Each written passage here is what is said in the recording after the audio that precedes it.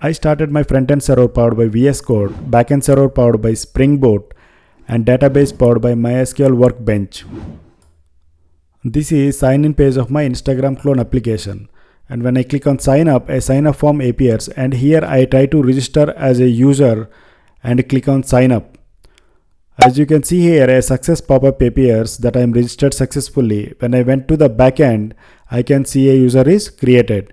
Now I try to sign in with the registered user details and I click on login, and I can see my home page with my registered username. Hello all, welcome to my YouTube channel Full Stack Cloner. Today we are going to develop a full stack Instagram clone application. Please like and subscribe for further videos. Thank you. First, create React app. For this, I'll give a command as npx create React app Instagram. Then React creates an application for me with the name Instagram. So it takes some time to install the app. So once if it is done, I can see Instagram folder is created inside my Instagram parent folder. So as you can see, my Instagram app exists now.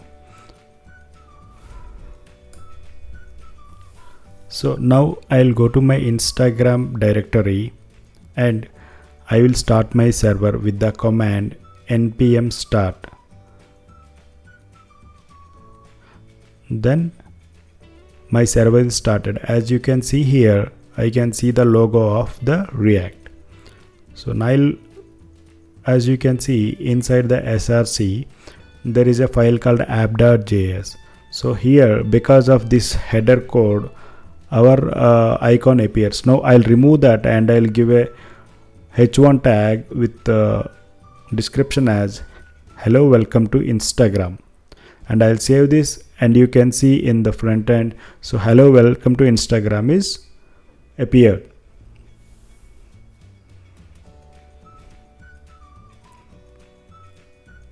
Now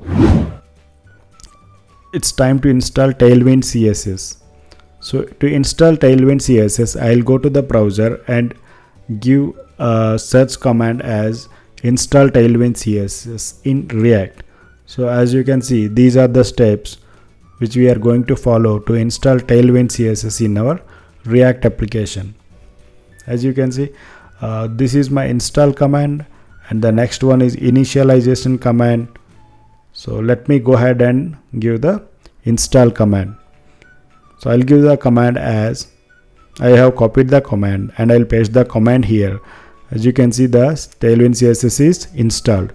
Now I have to initialize the Tailwind CSS. So I'll copy this command and I'll paste here, and then my Tailwind CSS is initialized. Now I'll open Tailwind config file, and as in the documentation, we can see here the content of the file has to be modified. So I'll copy it here from here and then I'll paste it here, and then I'll save the file. So as you can see, we are asking our React application to filter JSX and TS files. Now I'll remove everything in index.css and give command, and I'll try to import all the Tailwind CSS libraries here. So I have imported base,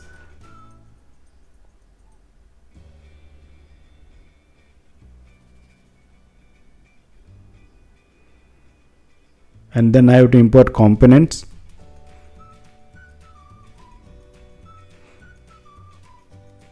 and then I have to import utilities. So I have imported all, and here I give Tailwind CSS class. So I wanted my text to be red, so I have given, and let me test my browser. So here, as you can see, our Tailwind CSS is not implemented. So for that, I will restart my server once.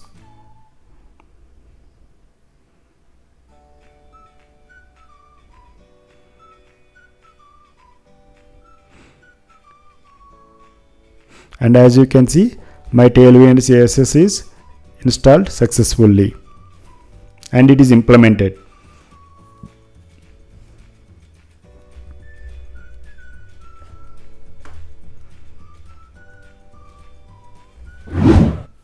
Now I have to install the Formic library. This Formic library is used to implement forms in React. So it's a library. So I'll go to browser and I'll give a search command as install Formic in React. So I'll open this link, and as you can see, these are the steps to install Formic in our React application. So I'll copy this command and I'll go to my VS Code editor and I'll open my terminal and I'll give this command inside my Instagram directory. So it installs Formic library for me.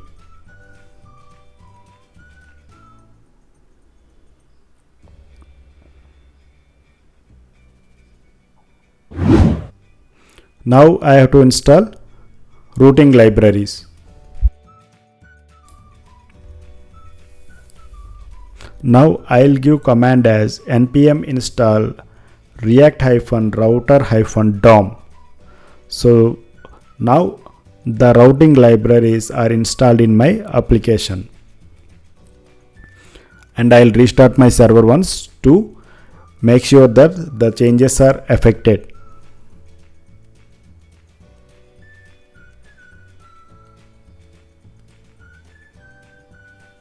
So now we are ready with all the installations, and let us open Instagram official website once and have a look at it. So this is the Instagram official website, and this is how we are going to design the app. Now inside my components folder, I'll create a file called signin.js, and I'll create one more file called signup.js. So this is basically my sign in and sign up pages. So here I give a code snippet as RFCE, and React creates a snippet for me, and here I write it as this is sign in page, and as the same way I'll insert snippet RFCE, and it creates a functional component sign up for me, and here I write it as this is a sign up page. Now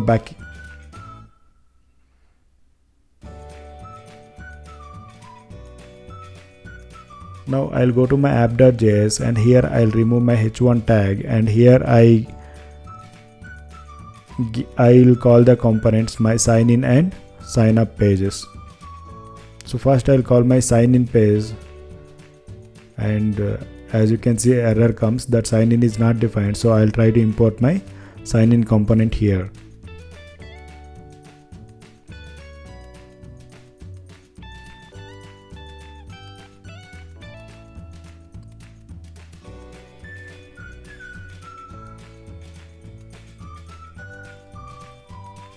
So as you can see, the suggestions are not coming. So maybe I have given the wrong directory. So let me clear my directory once and then try. As you can see, my code is not able to fetch the sign in component. As you can see in console that the module is not found. So maybe I have to correct my path. So components is inside source directory. So maybe I should remove one dot and then try to save it once. So now the error is gone. As you can see, this is sign in page console is printed. Now I'll start my server with npm start command. So my server is started.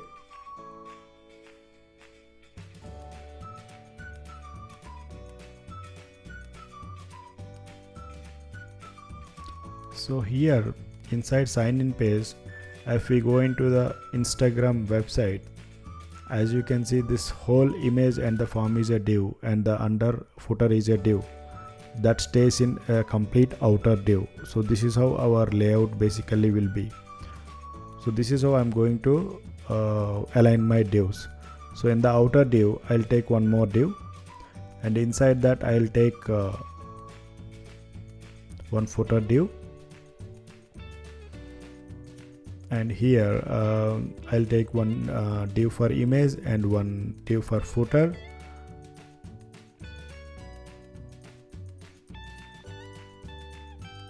As you can see, the image and footer div appears here. Now when you see the main Instagram website, along with image div, we can see the form div. So back in my browser,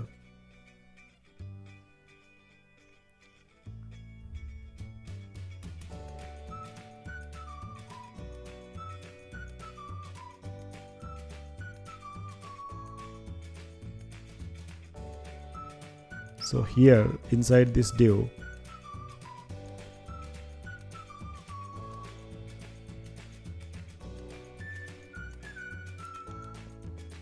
I'll write one div for the image and I'll write one div for the form.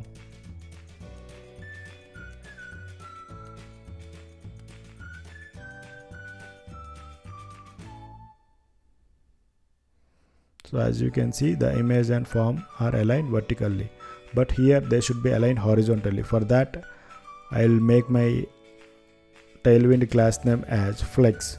So Flex allows the divs to be aligned horizontally. So they are aligned horizontally. And now for the outer div, I'll give Tailwind class name as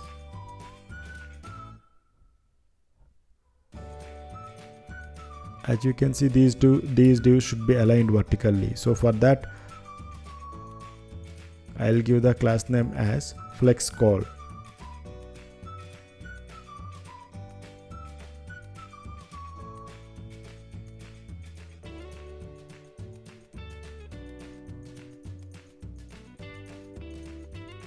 And I'll save my code. As you can see, so they are aligned actually vertically, because you can see here there is some kind of space. That is why it appears to be aligned as horizontal, but they are in fact aligned vertically. So I'll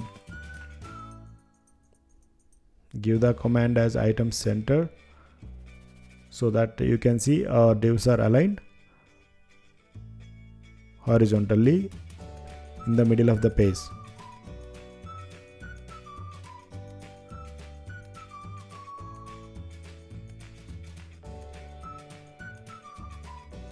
I'll give some border, so I'll give preferably as border 2 and border color as black, so that it gives me idea of how exactly my layout is, so that I can have control over what I'm basically designing.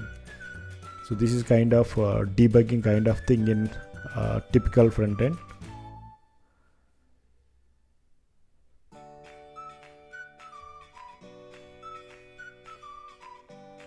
This is kind of CSS debugging with all the border properties. So I have corrected now, and as you can see, now our border appears to be in red color. Now here I'll give a border property for the footer. I'll give border to be 1 pixel thick, and I'll give border color to be green. So as you can see here, my footer div is having a border of 1 pixel thickness and green in color.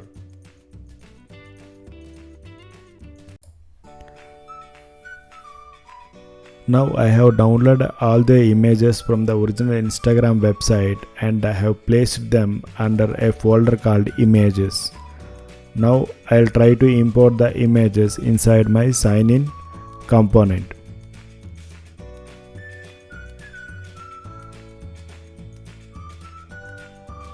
So for that, I'll import the image, import img1 from my image folder.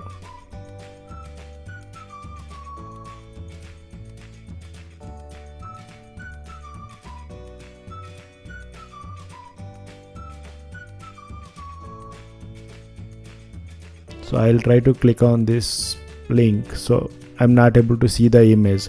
So that means my path is not correct. So I'll go one directory backside, and there you go. So I can see my image. So I'll try to import that image here. So I'll write an image tag inside my div.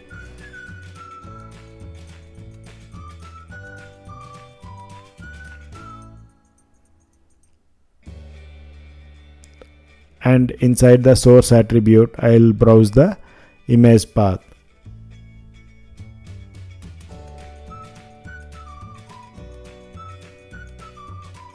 So I'll restart my server.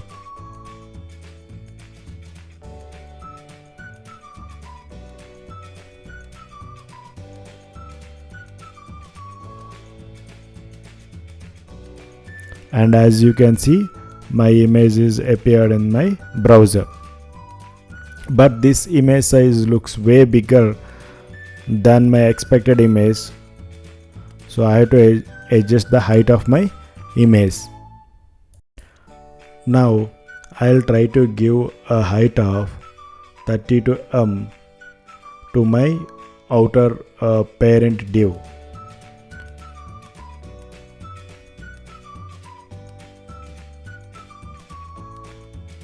So inside the child, so this is my image. So image still looks way bigger. So for the immediate parent of the image div, I'll give height to be 100%. So this height, it inherits from its parent as 32m. Now inside my image div, I'll give width and height property so that my image will be contained inside its parent div. So here I give height to be 100% and width to be 100%. And I'll save. As you can see, now my image is contained inside my parent's div. But this image looks way smaller. So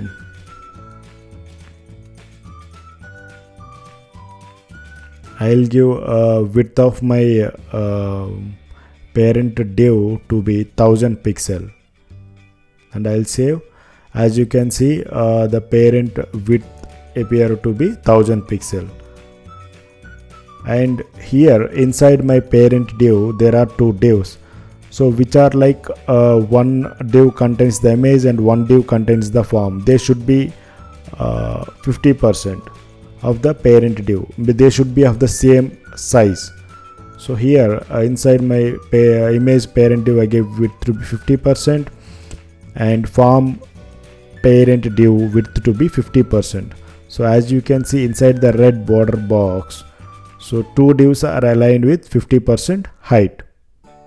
Now I'll increase height of my div. So yes, so my image height is increased. Now I'll go to Instagram website and let me see. So the height of the image seems to be fine.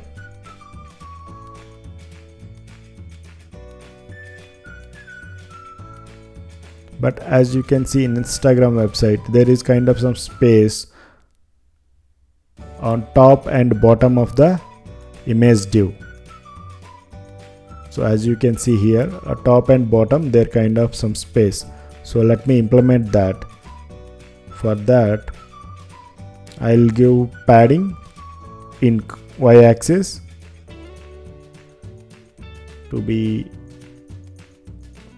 10m. And no, I should not give padding because padding crushes my image. So I'll give a margin in y direction to be 10 am.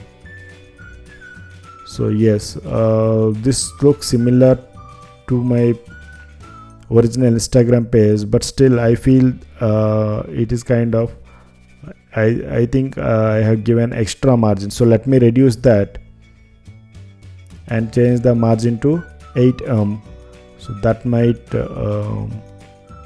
be similar to the original website.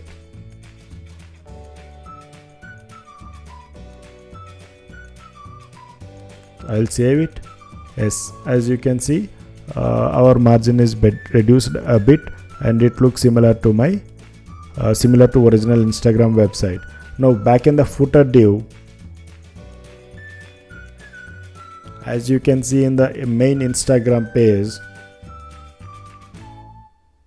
there are two divs. So I'll implement two divs here inside my footer div. And here in the first div, as you can see, there are different links, say meta, about, contact and all. So I'll copy paste all the links here, and these links should be surrounded by anchor tags so that they will be clickable. So I'll write anchor tag here and I'll copy paste everywhere.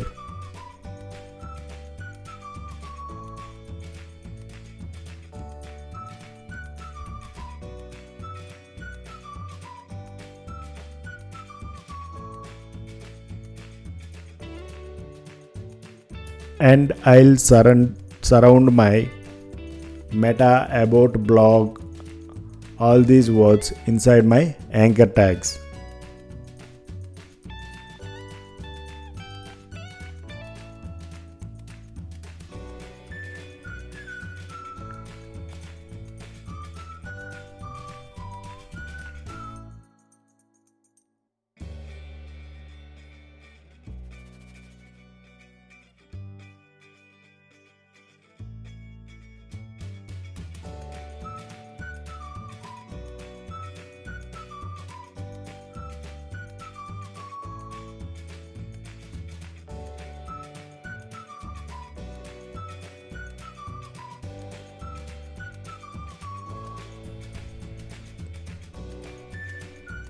Now as you can see, our anchor tags are written. Now in the second div, I'll copy these links and I'll paste here inside the second div, and I'll remove one, and I'll surround these words by anchor tags because they should be clickable.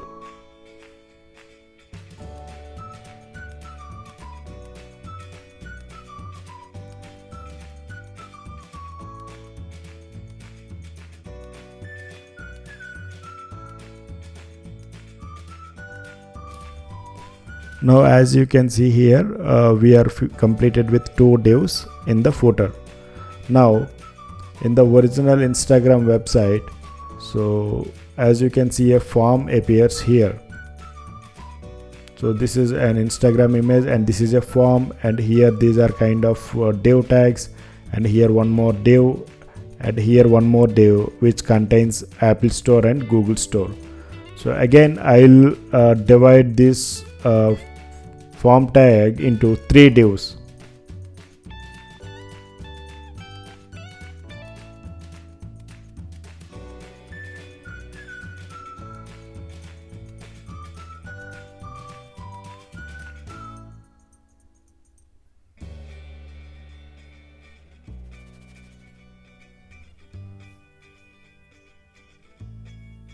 So the first one is like a space for Instagram image. So it's like Instagram text image. So I'll browse that Instagram text image now.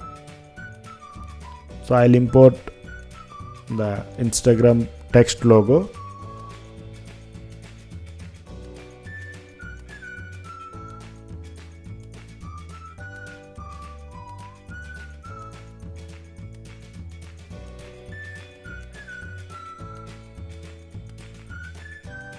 So there is something wrong with me. Okay, I have to put the tag. So I kept the tag. Now I'll import the image here.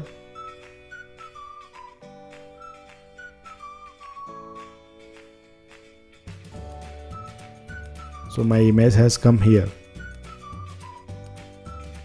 But this image size looks way bigger than the original Instagram image.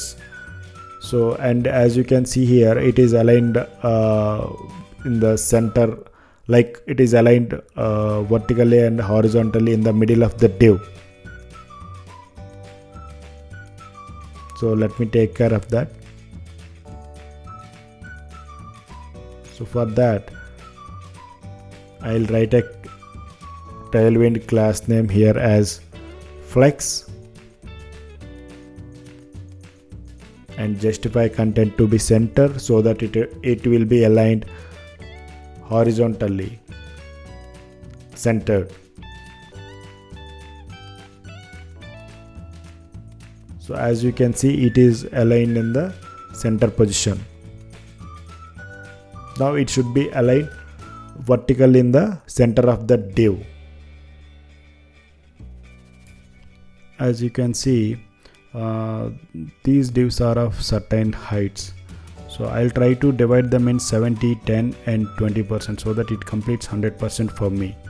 So here for the image parent, I try to give height of 70% and see, and as you can see, oops, it fits the entire screen.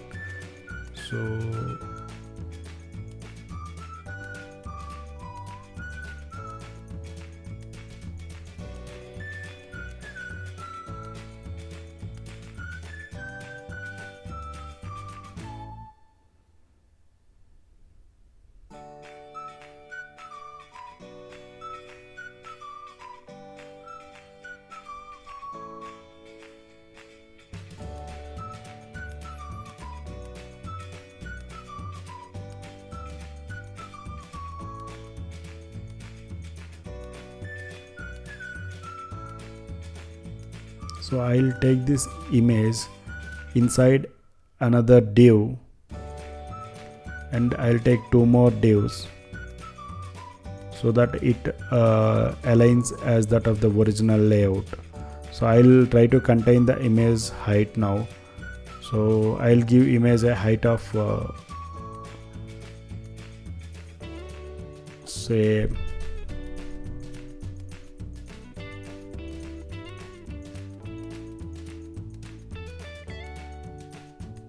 30%, and then as you can see, now it is aligned perfectly, but it should be in the center of the div.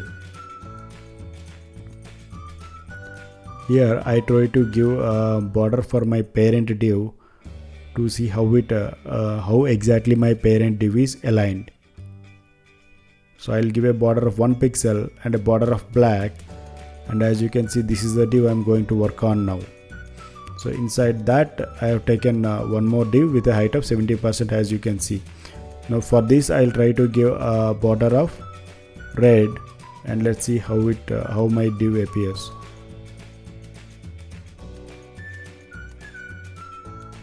See, this is one. So this I am going to give a height of, I have given a 70% height, so that is why it appears as like this. Now I'll try to give a border for my image also. So let me see how it spans in my browser. So as you can see, this is the image thing, and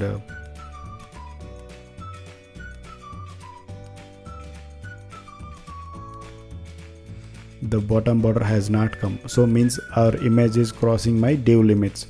So for that I'll try to contain my image by keeping width and height to be 100%.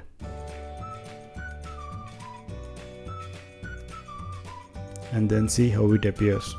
So as you can see, now my image has perfect border, so it means it does fit in my div.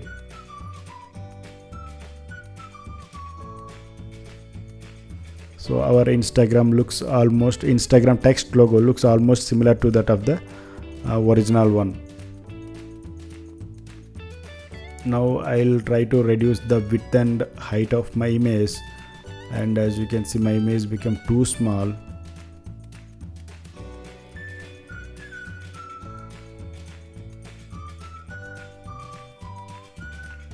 But it does not align in the center of my div.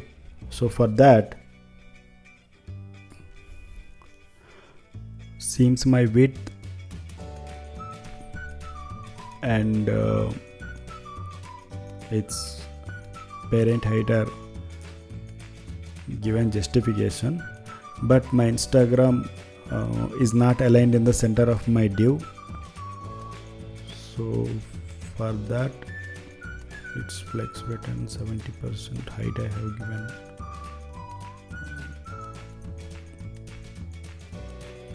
And then let me inspect my element to see what exactly is happening.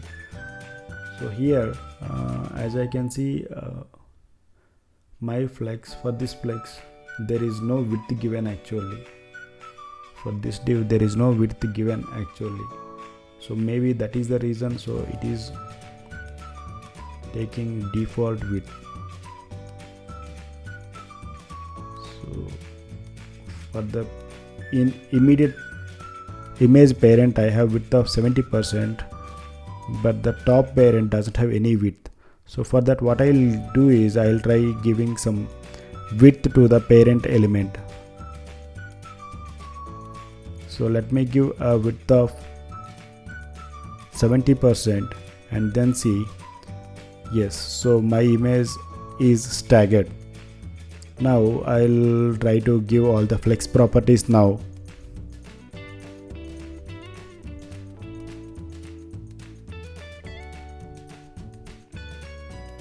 Yes, so it is aligned in the center of the div. I mean it is aligned horizontally.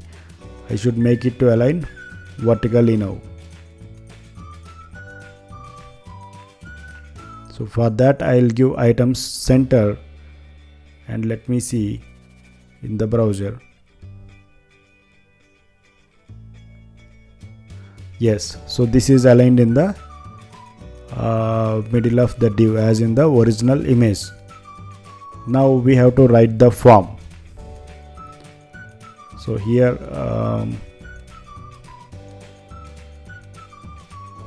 for the form I'll give a height of 40% and I'll write it later, and for the next div I'll give a height of 30%, so it adds up to the height of 100%. And here as you can see this R login Facebook and all written, so that I'm going to implement now. So this div has another 3 sub divs, like one is for R and the other is for login Facebook with stuff, as you can see.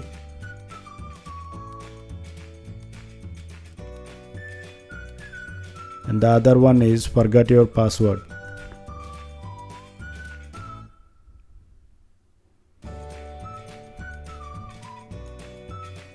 So yes, this is done. So this is how it is written. So as you can see, since we are not given any flex properties, they are written, they are aligned horizontally. So let me change all my flex properties to see if they are aligned vertically.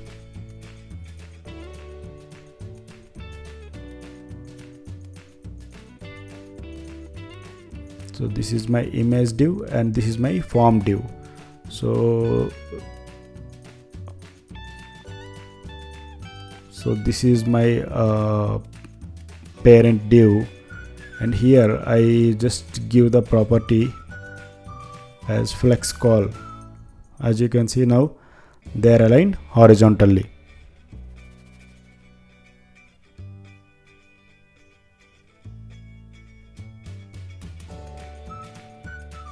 And as you can see, so they are aligned in the middle of the div, so with the property item center.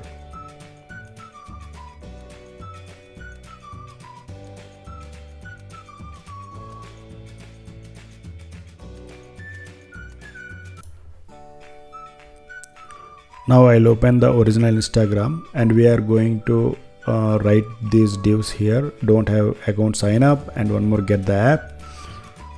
So here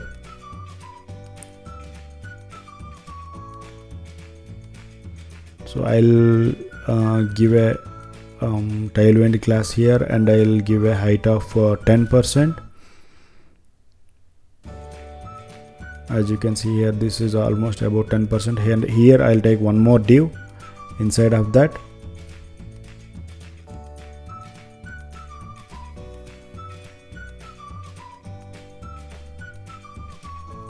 Okay, since it has to align in the center of the div, so okay, let me take another div and right here don't have an account sign up thing, and as you can see here the other one is almost about 20% height. So let me go and do that here.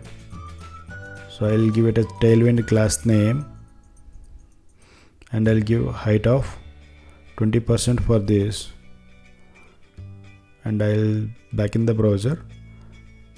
So here the get app thing I'm going to write here. So get the app, and here I try to give borders, so I'll have more control over my div sizes and all. So I'll try to give the borders for the divs.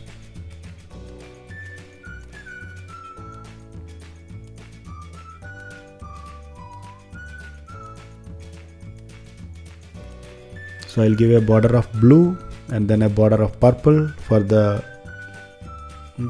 div which is below. So as you can see, my divs are aligned perfectly.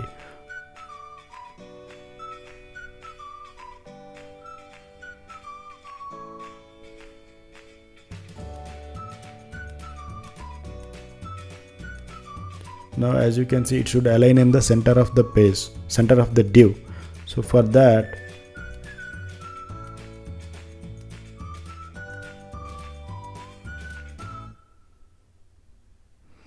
I'll give a tailwind class, and then I'll mention it as a flex, and then justify to be center,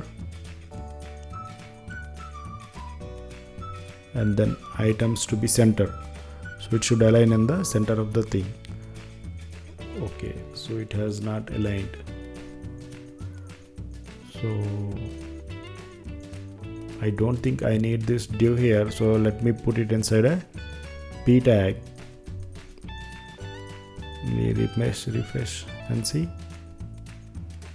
Ideally it should be inside the actually it is in the parent div. So for the parent div we have to give the properties. So as you can see, now for the parent div, when we have given the properties, so it has been aligned in the center vertically and horizontally.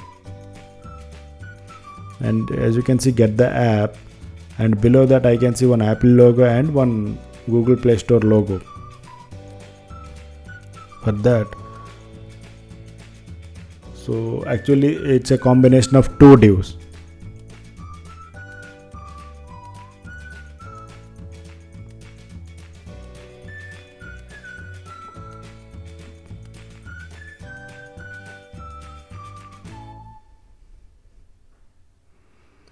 So here I'll write one div for get the app thing, and here I'll write another div for my Play Store logos. So here I'll write inside the paragraph tag as get the app, and here I have to write two more divs because okay, right now I'll write as OS logos, and as you can see it is aligned like this. So now I'll give a height for this, so to be 50%. I'll give the below div to be a height of 50%.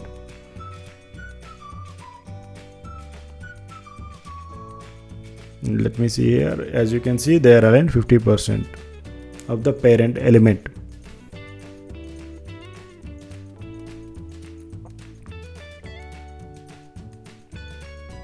Now I'll give a property of flex and justify center and items to be center, so it will be aligned in the center of the div.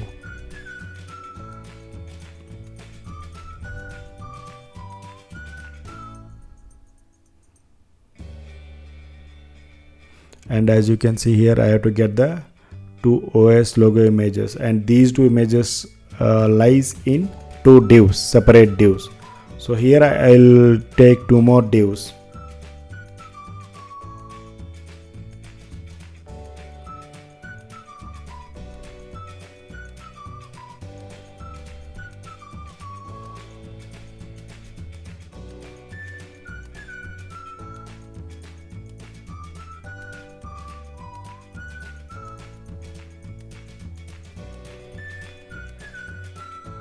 So I'll take two image tags here, and I'll name them as image1 and image2, and let me see. Okay, so since image tag should not have any children, so that is the error. So let me remove that image1 and image2, and let me import the images from my images folder. So this is my Google Play thing.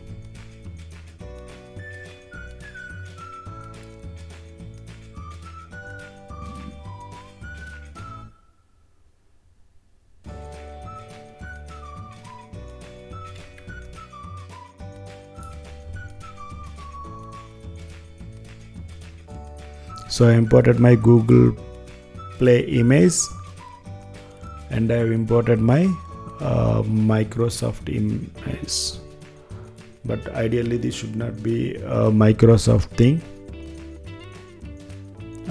It should be Apple logo, I think. So let me remove my images here, and then let me browse my image tag here, and let me browse my Google Play OS image here.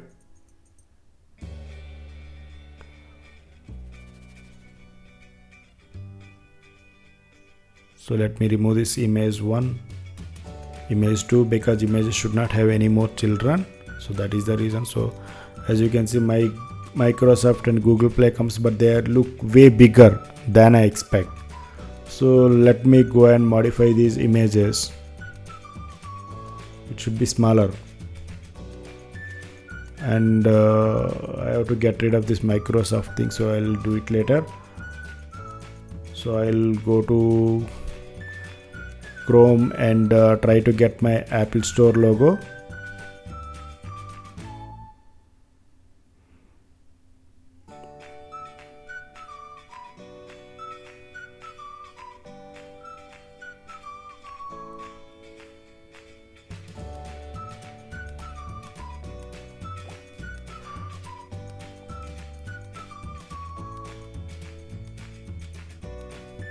So I'll try to download an Apple Store logo from my browser, from internet, just for my coding purpose.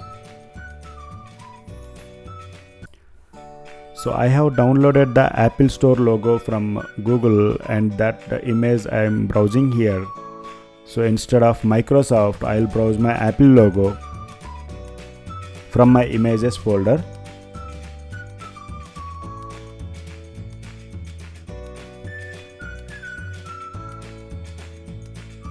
And then I'll copy my image path and I'll paste it in a place of Microsoft, and I'll check in my browser.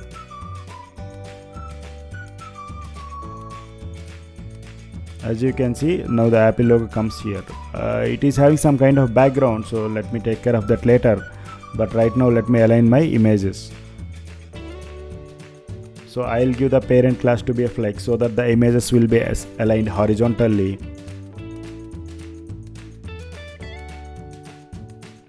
And then I'll contain the images by giving width and height to be 100%. So let me see here. Let me copy this and paste it for the Google Play thing. And for the image thing, I'll give width and height to the image so that it fits exactly inside my div.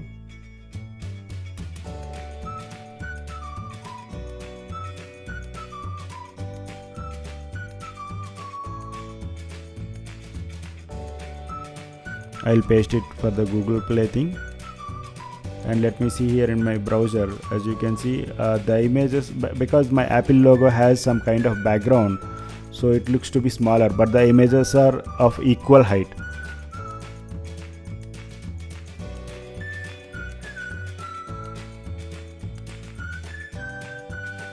So I'll try to get the image, Apple Store image, without any background.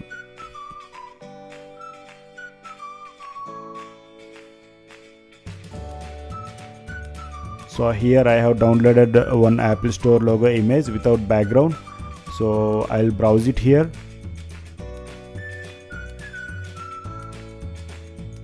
And as you can see, now my store logo images are almost of same size. Now they should be aligned in the middle of the div.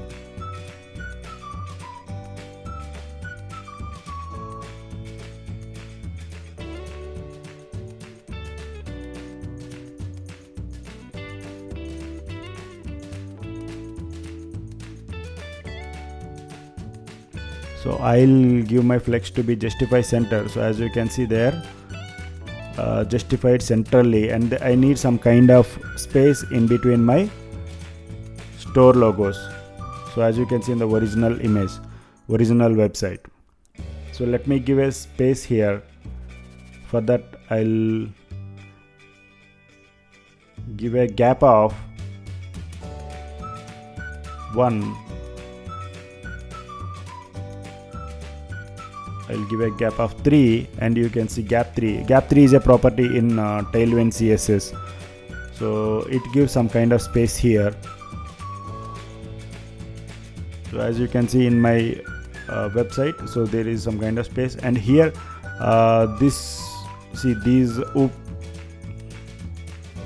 that border color of this div appears to be of a little bit brownish color. So let me go to the color picker and get the color. So this color picker is to get the color of any font or any image on a web page. So by using color picker I got my color. So instead of purple I'll put my color with the hash, and then see it has come to be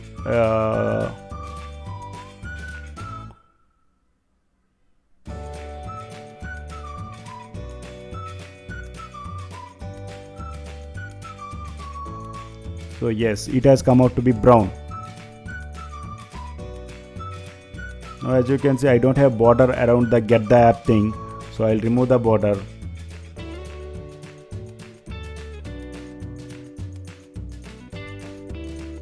And let me save and see, the border is gone, but I have the outer border. So let me take care of that outer border.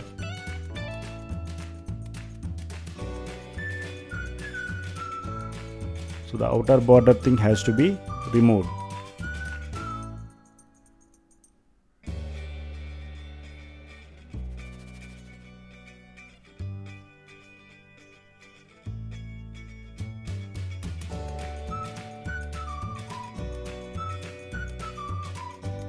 Let me save this and see the outer border has been removed. So it looks almost similar to that of my original website.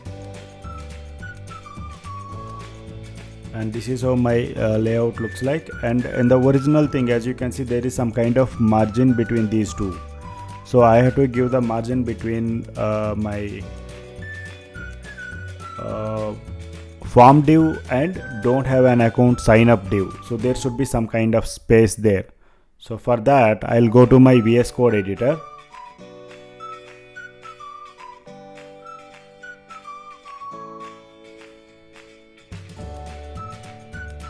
And give a margin property here. So this is my div. So here I'll give a property of MB, margin bottom, to be 5 pixel size. So let me see in the browser. So as you can see, some kind of margin is there, but it is not sufficient. So I'll go ahead with 10 pixels.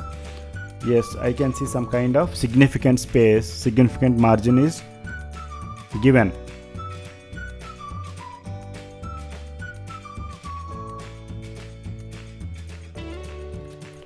Now as you can see, my Apple Store logo and Google Store logo, they went below my div limits. So for that I'll try to change the height of the parent div. It did not work. So let me reduce the height of my parent form div. So see, as I reduced the height, now my store logos are aligned perfectly. Now let me remove the borders of different divs which I have given for my alignment clarity. I am removing them. So as you can see, I have removed.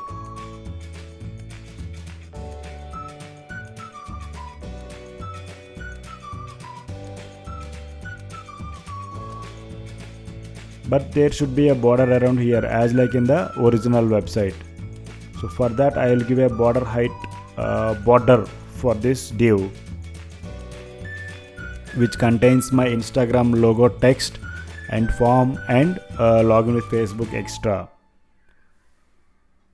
I'll give a border color I have got earlier from the color picker. So I'll give the same color, the light brownish color. I'll give it here.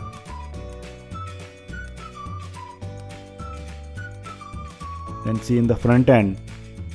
So as you can see, a border comes here, which is exactly of that my original website. Now I'll remove this border. So yes, the border for the Instagram logo text is removed. Now this is how the layout looks right now, and let us modify these R and login with Facebook things and all. So as you can see here, these are aligned with some kind of space in between them. So let me do the styling for this div block. So I'll mention it as a flex.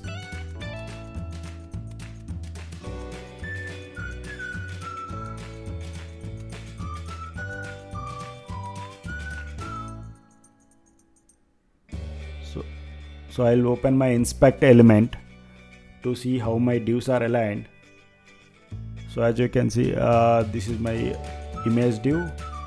So this is the div. Since div occupies the content size,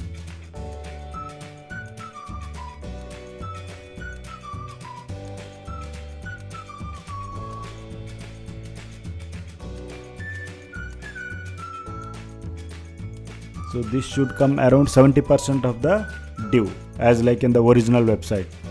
So for that I'll give a width property of 70%. So yes, this has come out to be 70%.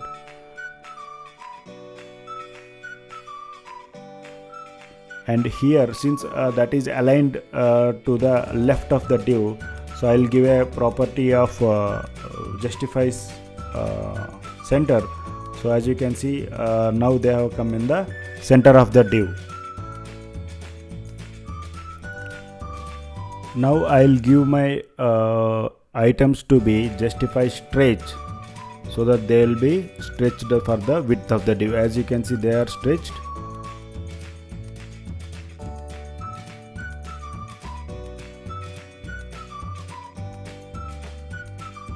And also I'll copy this width property for all my child divs.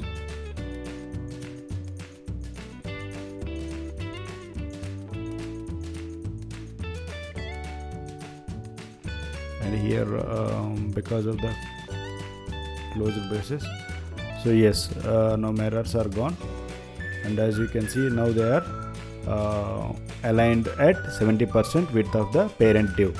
So I'll give basis for each of my parent div to be 1/3.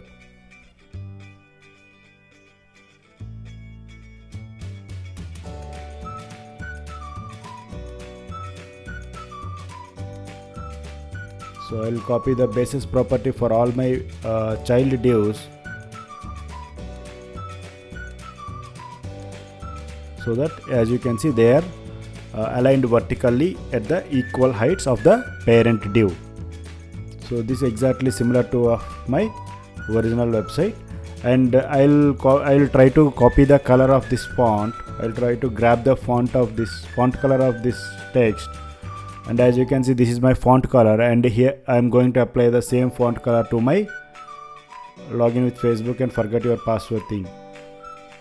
Here I'll apply it as text followed by color, and here hash is very important, so that the color will be applied.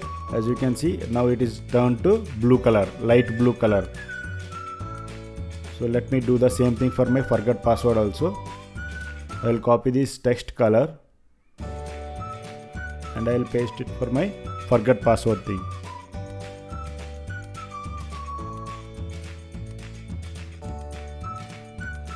So I'll try to change the font size of my thing. So as you can see, this is of 10 pixel. 10 pixel looks way smaller. For that I'll try changing it to 15 pixel. Yes, it almost looks similar to my original website, and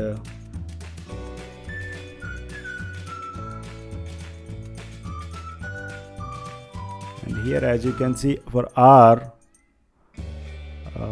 we have one left side, one right side kind of lines are there. So I'm going to implement that. So I'll remove this.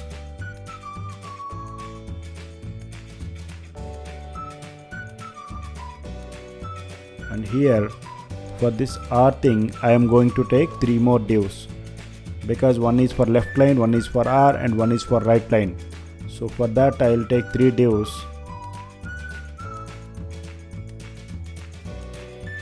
Second div and third div. So here the middle div will consist of R. As you can see, now R is there, and here this left line we will get it through CSS properties.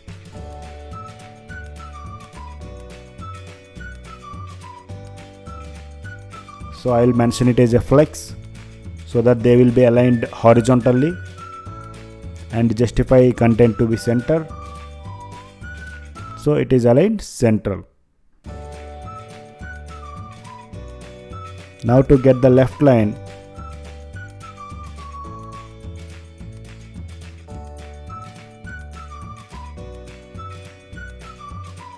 I'll take a tailwind class name and I'll try to give width to be 40%, and I'll give a border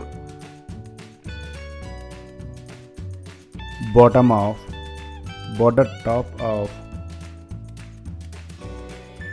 2.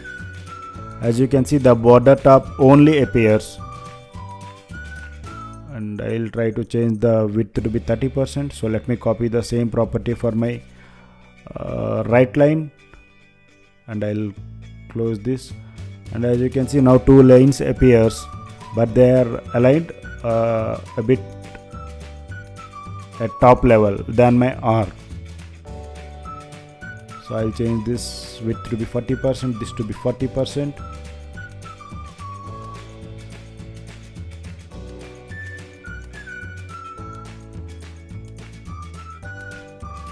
And these lines should be aligned in the center of the div.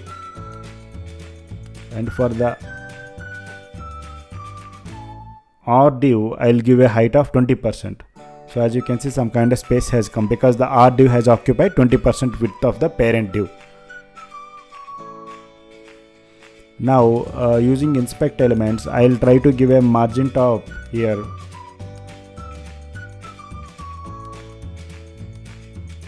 Padding top I'll try first, so that padding top doesn't have any effect. So I'll give a margin top and I'll give a 10 pixel. As you can see, now it has come in the center of the div. So let me copy the CSS here. So I'll give an empty margin top of 10 pixel. So I'll copy this property and I'll do it for the right side line. So now they are aligned in the center of the div.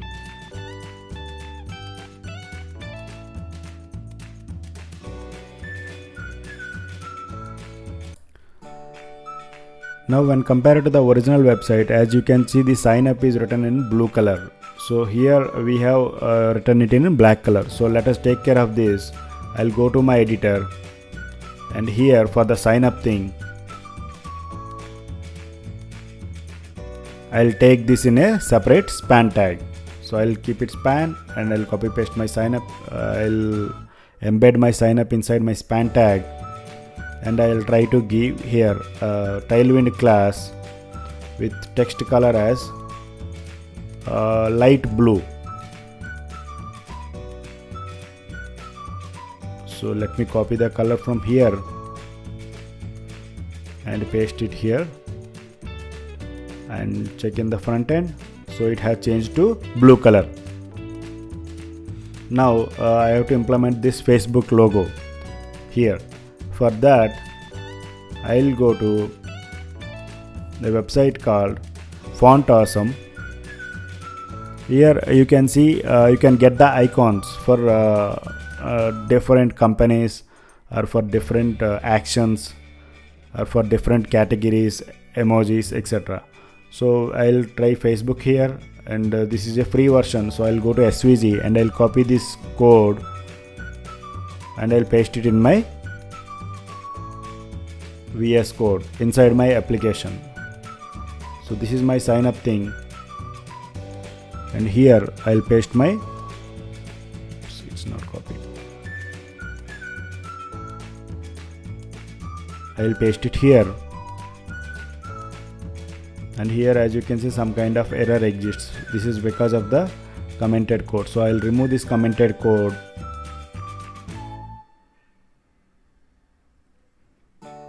and then I'll format my code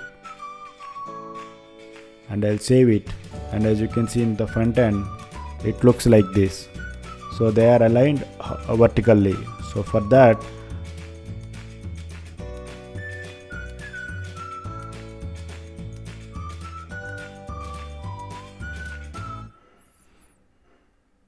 as you can see the Facebook logo exists on top of my forgotten password. So for this I'll take this forgot password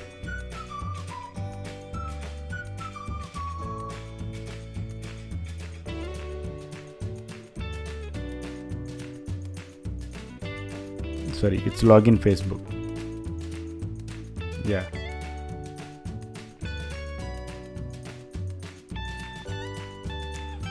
Here for this div I'll mention it to be a flex so that they will be aligned horizontal to each other. Yes, they are aligned horizontal, but this appears to be misaligned because of the sizing issues. So let me take care of the sizing issues.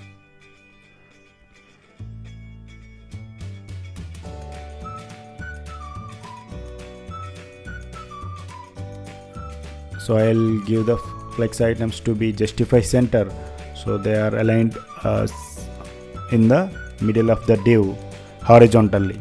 Now they have to be aligned in the center in vertical position. For that I'll give items to be center. So as you can see they are aligned in center of the div both horizontally and vertically. Now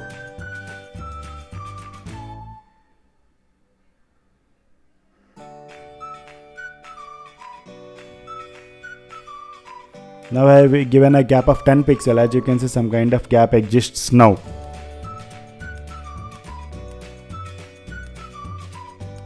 So for the SVG thing I try to change the width and height of the logo, the Facebook SVG logo. So I'll give a height to be 1.5 So as you can see now the height of the logo has been increased. So it almost looks similar to that of our original website.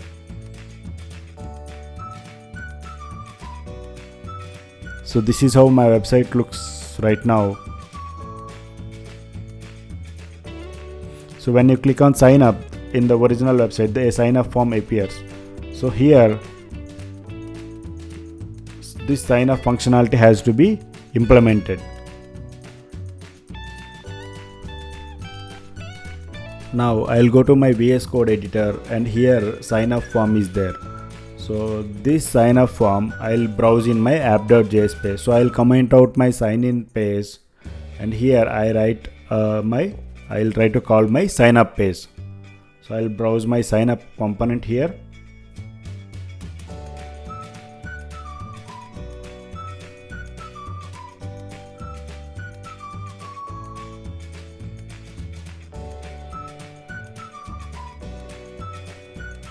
So I'll import my sign up component.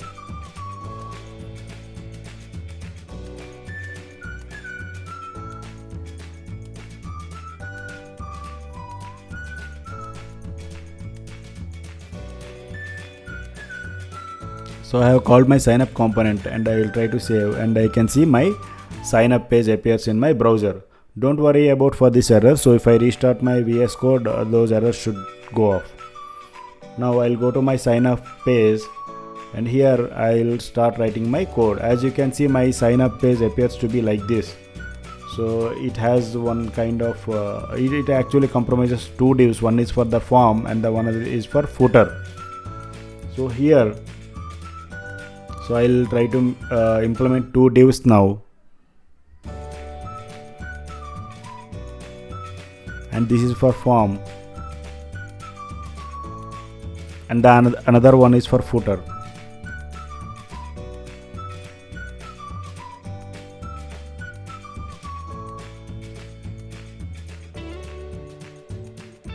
So I'll copy this footer code because it is almost similar for my sign in page and sign up page both. So I'll copy this, and so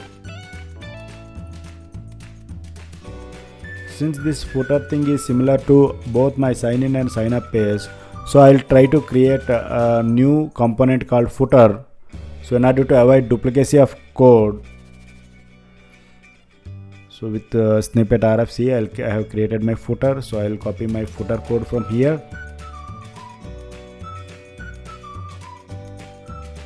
and paste it in footer.js,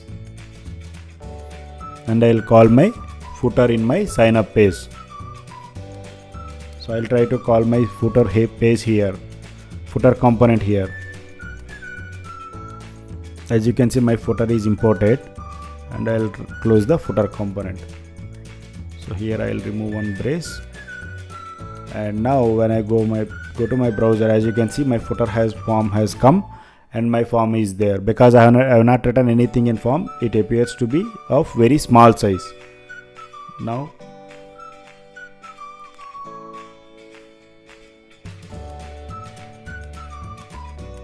I'll take care of, again I'll apply border now, so that it gives me control over how much my div width and how much my div height.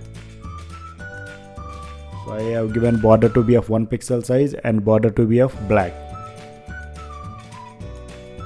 and as you can see, now black border appears for my layout.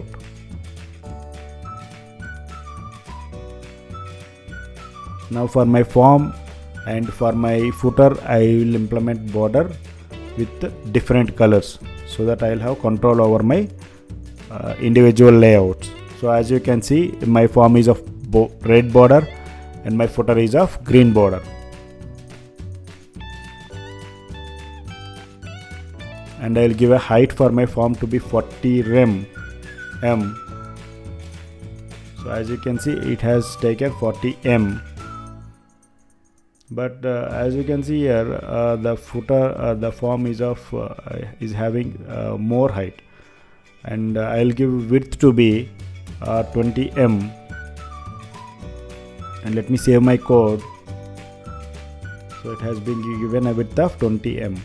So it is not sufficient, so I'll go ahead with 30 m, and here 60 m, and let me see, it has become okay. Yeah.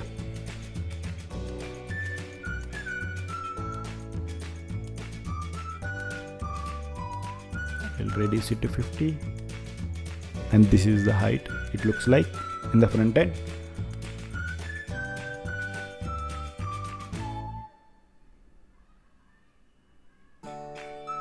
And I'll give my parent div to have a flex and justify center, but because of the flex they are aligned horizontally, so I'll give it to be a flex call,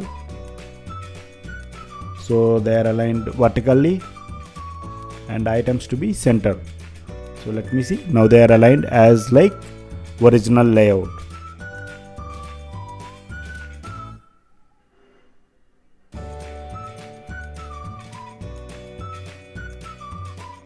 Now for my form div, I'll give some kind of margin top and bottom with margin Y axis, because as you can see in the original website, there is some kind of margin top and bottom for the form div. So I have given.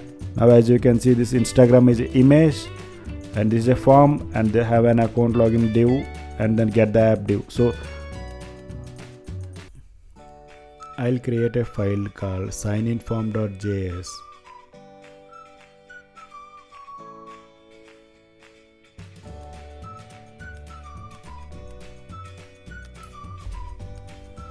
So I made a spelling mistake, so I have modified it to sign in form, and I'll change it everywhere. Sign in form. And here also an export, I will change it to sign in form. So done with my changes.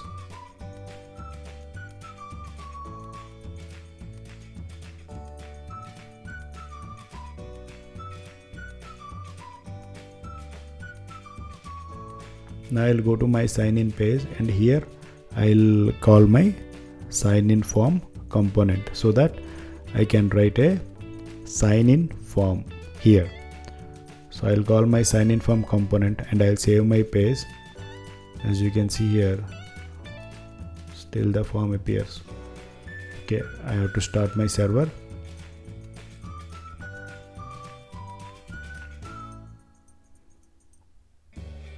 So I'll start my server, and as you can see here, sign in form comes. Now in my sign in form, here as you can see, okay, my sign in form I'll write using Formic library. So this is the documentation of the Formic library. So I'll make use of this Formic. So it has different functionalities, like when a form is submitted, so it makes use of the YEP. We can do two types of validation. One is like manual validation, we can write validation our own, or we can make use of the YEP library. So it is a library basically validates my form, and if the form values are correct, then only it will allow me to submit my form. This is the command to install YEP library.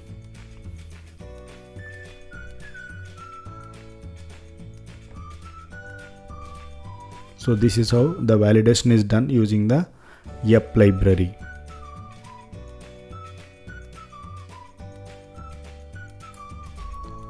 Now back in my sign in form page, I'll remove this div, and I'll start using my Formic library. So I'll write here Formic.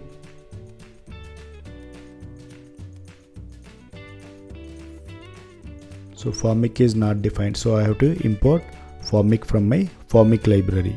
So for that, import Formic from Formic. So I have imported. Now we have to write the form here.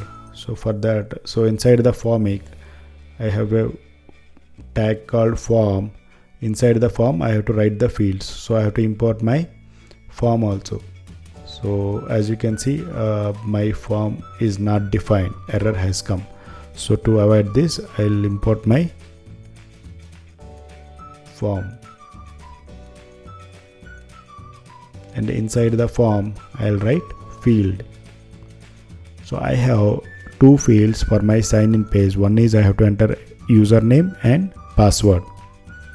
So here I use two fields, and I'll use a button for my form submission. So field is not defined, so let me declare the field. It will be there in Formic library. So as you can see, two form fields appear here, but since we have not given any styling, so they align horizontally. So let me give a styling here. Let me give the names here first. So this field will have a name of username, and this field will have a name of password. And here I have to give a placeholder so that the default string appears inside my text box. As you can see in the original website, it is either phone number or email address. So I'll write the same thing here. So I'll write the placeholder as phone number, username or email is required.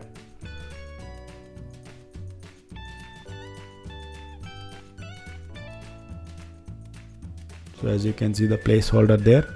Now for my password field, I'll give the placeholder as password.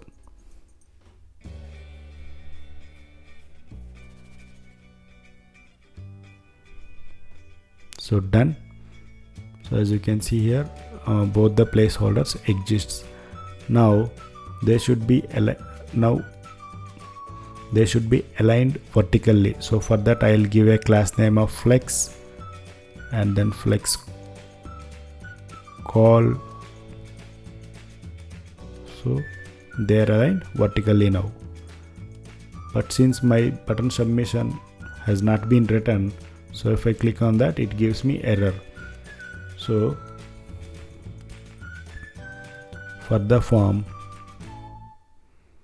formic, I'll give a class name. I'll give a width to be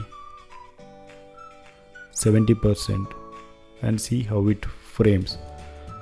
So this div, because the parent div width is 70%,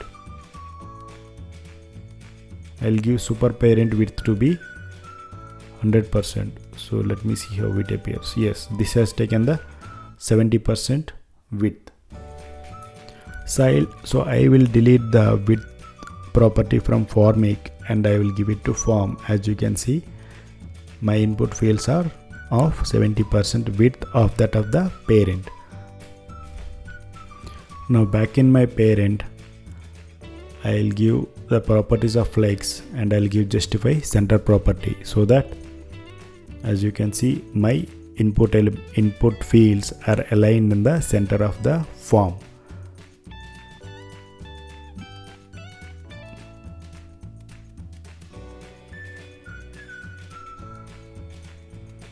Now I'll apply some CSS styling. So I'll give height to be 40%,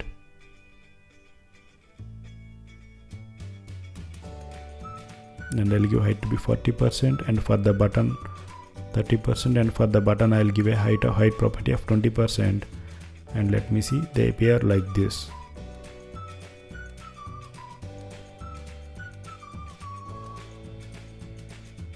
So let me reduce to 30%, and as you can see, I should not click the button since I have not completed my form yet. So I have given 30%, 30% and 20%. Now I'll give a gap of, I'll give a property of border for my input fields. I'll give border width to be 1 pixel. I'll give it for both my input fields.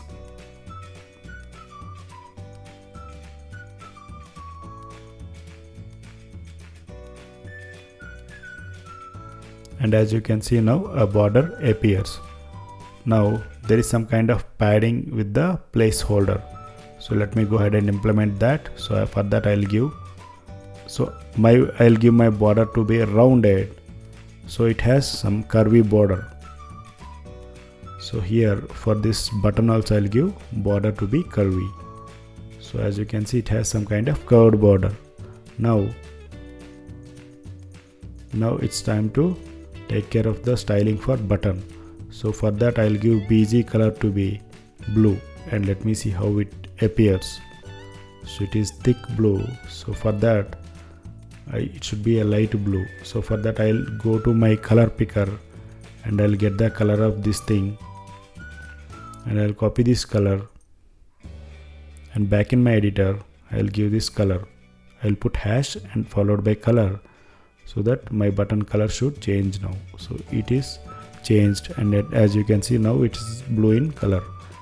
And moreover, the text inside my button should be white in color. So for that I'll give a property text white, and I'll refresh. As you can see, the color has been changed to white color.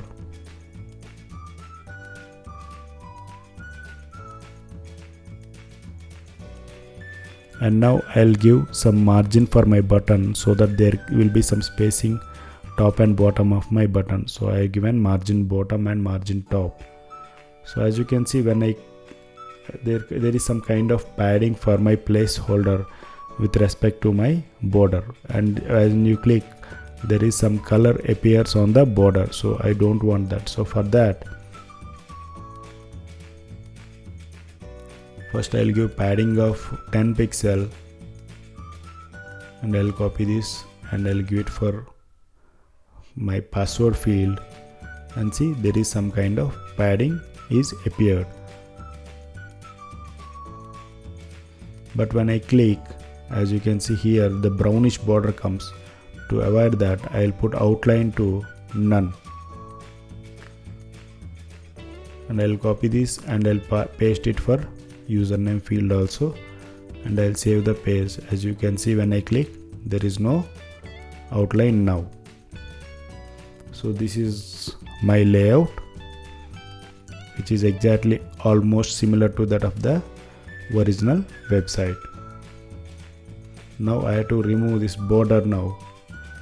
To remove that, I'll go here and I'll remove this border and I'll save the page, and as you can see, now my border has been removed. And I'll remove the top level border. As you can see, the top level border has been removed, and here I'll take care of this footer thing now. Since in my footer everything is stacked horizontally without any space, so I have to take care of this. Now let me give some width property to my footer div. So I'll give a width of some, say, 1200 pixel.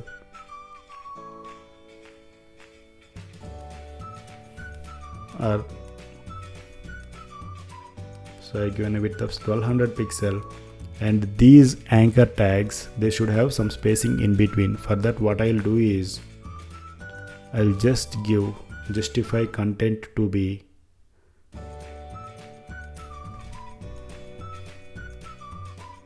here. I'll take a class and I'll give width to 100%, and then I'll declare it as a flex, and then I'll give justify between. So as soon as I give, it takes equal amount of space between all my anchor tag elements.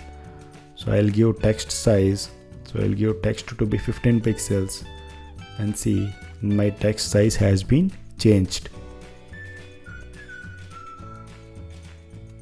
So I'll give it on the parent div so that it will be applied for my both the divs. Now as you can see, there is some kind of spacing in between. So what I'll do is I'll declare it to be a flex.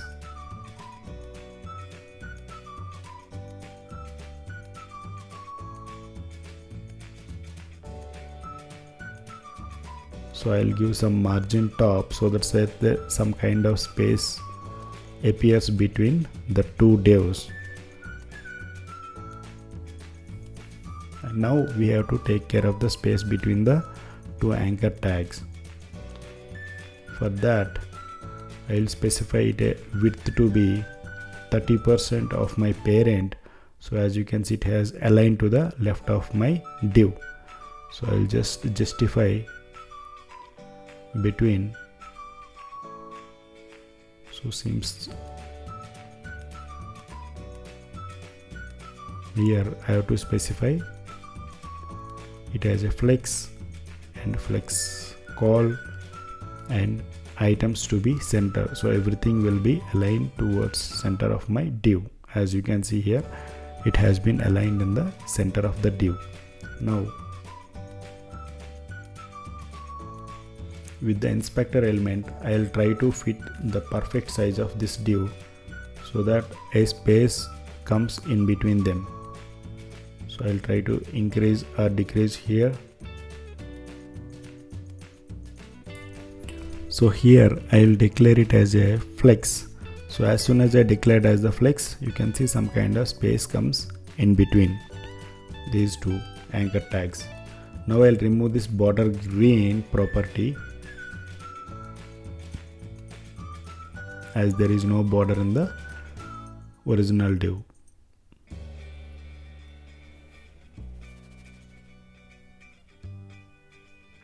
As you can see here, there is no border here.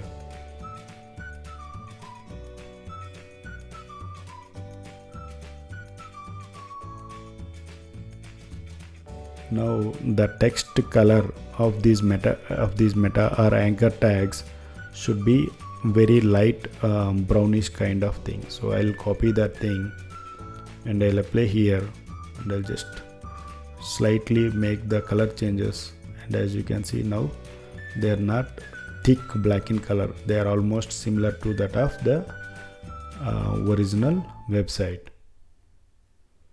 So here I'll just apply it, since text property is already applied, so that is the reason I'm getting this error.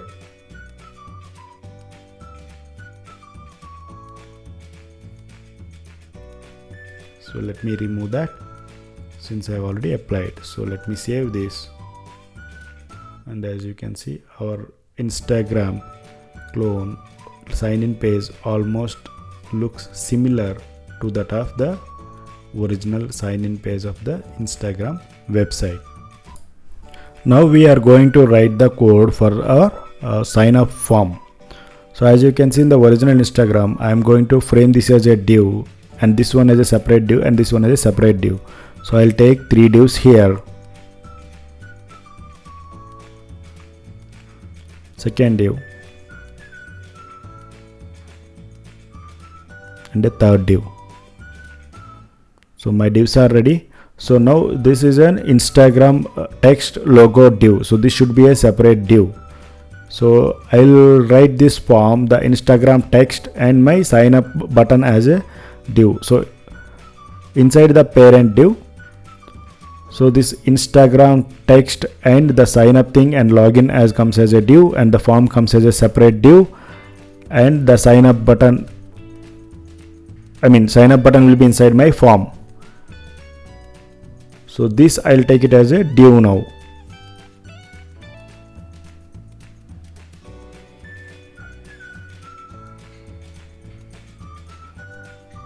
So I'll take 2 divs here, and here I write is a form, and here I write it as a image. So here I am going to write this Instagram text logo. So I'll take an image. So as you can see, image and form have come in my web page. Now here I'm going to take an image. I'll give that div to be height of 40%, and I'll give height of 60% for my form.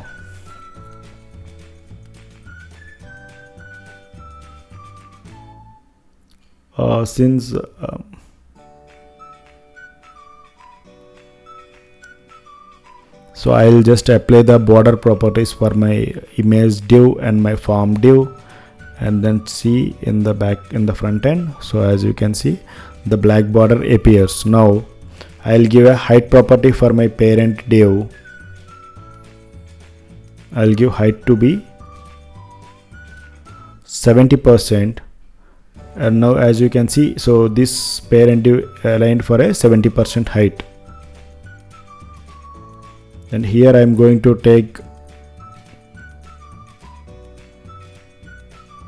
write for my image div. So I'll take one more div here, and inside that I'll write my image tag.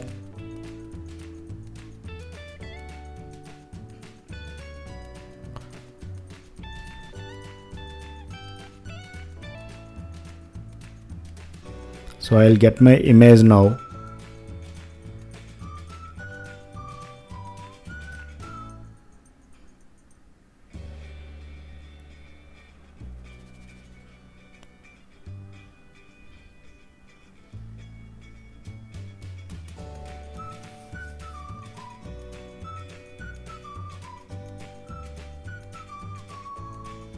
So my image is ready. So I'll browse my image here.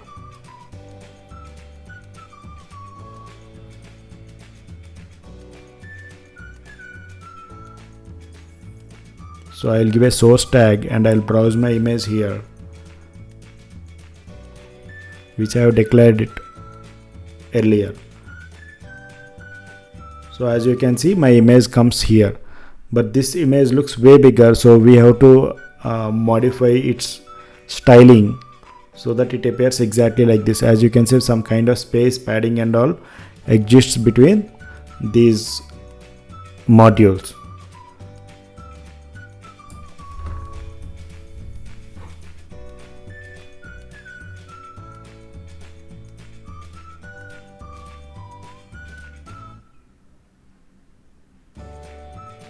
So I'll take one more div for my sign up to see photos and videos from your friends. So I'll put this inside paragraph.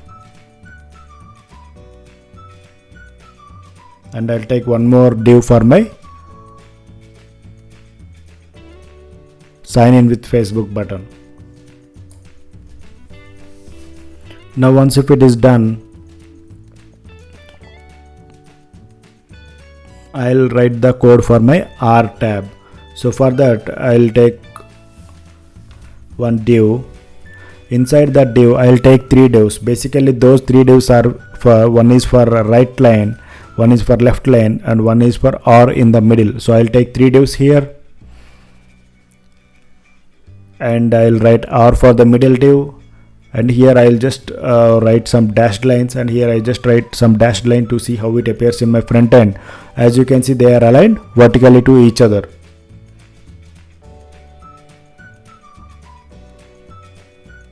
Let me resize this image. It should be aligned in the center of the div, vertically and horizontally. For that I'll give a height property of 40%, and I'll give width and height properties to my image so that I can contain the image inside my parent element. So I'll give width of 100% and I'll give height of 100%.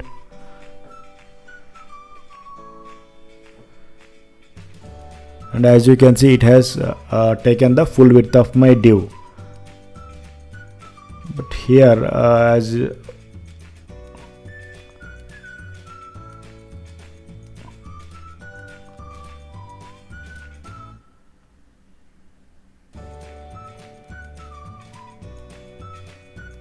what might be the reason? It has taken the full width of the div. So let me inspect this.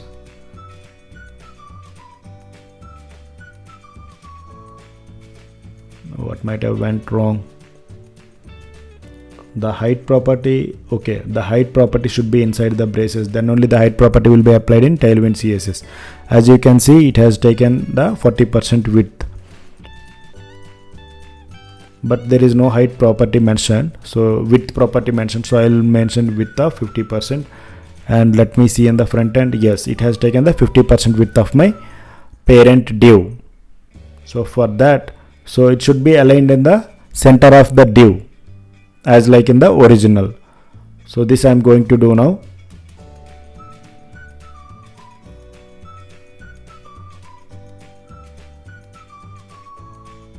So I'll just review through my inspect element and see what can be done.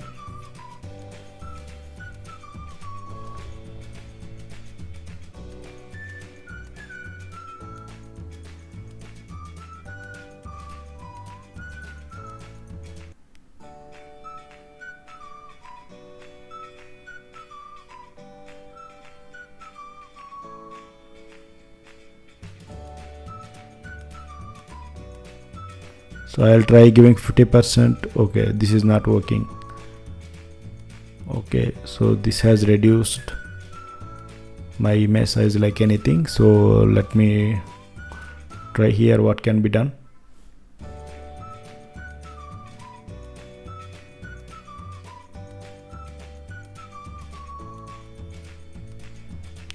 Okay, I'll mention it as a flex and I'll make it justify center, and let me see, yes, it has aligned in the middle of the div horizontally. Now to align it vertically, I have to give an item center property. So I give an item center property so that, yeah, as you can see, it has been. So I will just try to increase the height. So as you can see now, the Instagram is aligned perfectly in the middle of the div as in the original.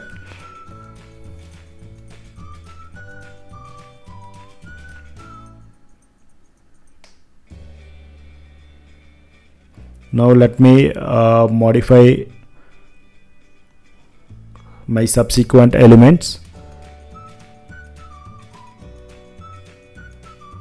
So let me modify this div. So as you can see, it has been aligned in the center of the div. These are all aligned in the center of the divs. Now I'll give a width of 70% to my sign up to see photos and videos div, and see it has taken width of 70%.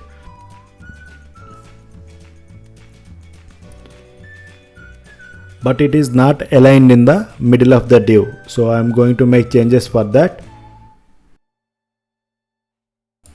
I'm gonna give a width of 100% my parent div, and for the paragraph element I'll give a width of 70% to see how it, as you can see it has taken 70%, but since my parent div has 100%, so I should align it in the, so my paragraph to be aligned in the center of my parent div. For that I will give properties of flex and justify content to be center. As you can see, my paragraph is aligned in the middle of the div. Now for my login with Facebook, I'll keep it inside a button, and then I'll save. I'll see, okay, nothing is written since I have a plain button. Now I'll apply all the CSS properties for this. As you can see in the original page, the button has been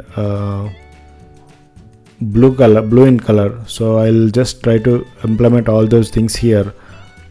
So I'll give a padding of 20 pixels, and I'll give a background border of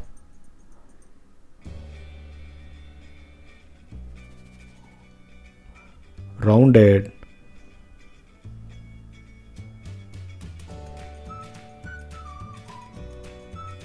and then I'll give a background of, so I'll go to the color picker and I'll pick the color of the background. So it is actually light in blue in color, so I'll copy the color here with the hash.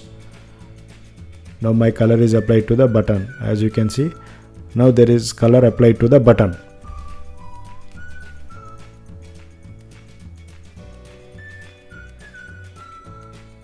Now padding 20 pixel is too much, so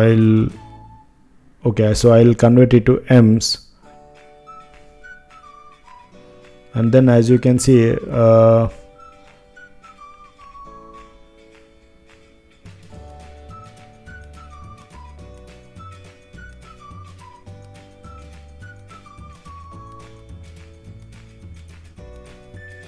so 10 pixel padding seems to be fine for me.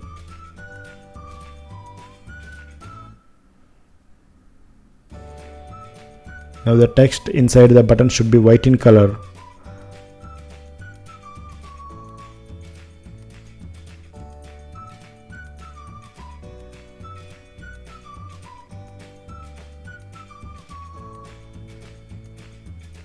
So I'll give 70% width to my button. So as you can see, it has taken width of 70% of my div. So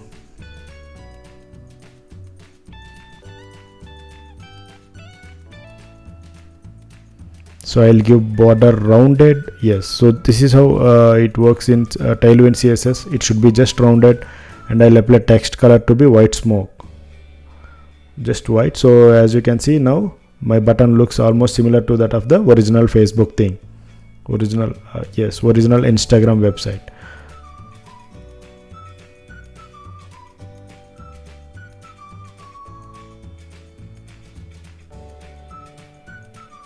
So I'll just increase the height here, so I'll keep 55 So no, it is not working. So this form appears to be a,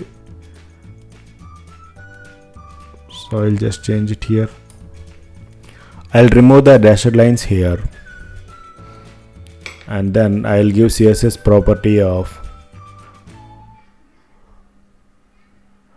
border top to 1 pixel,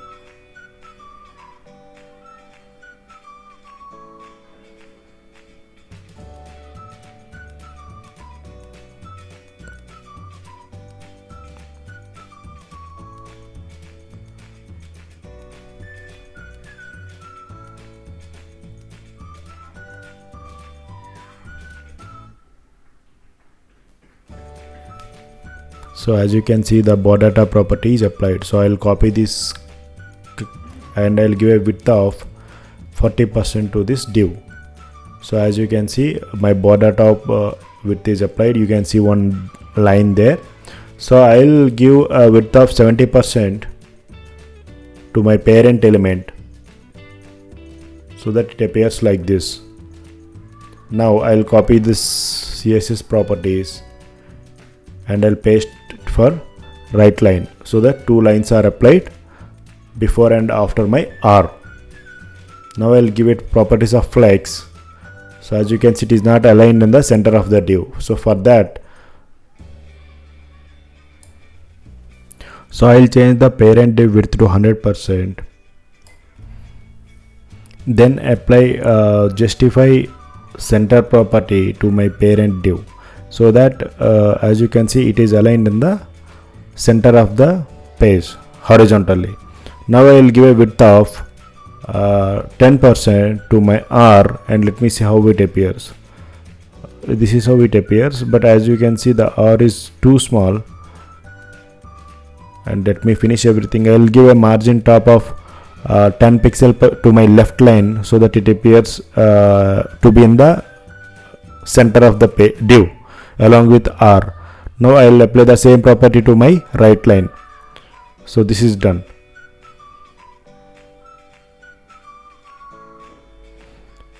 Now I will give a margin bottom of 20 pixels to my parent div so that there will be some kind of spacing between my login with Facebook button and R form.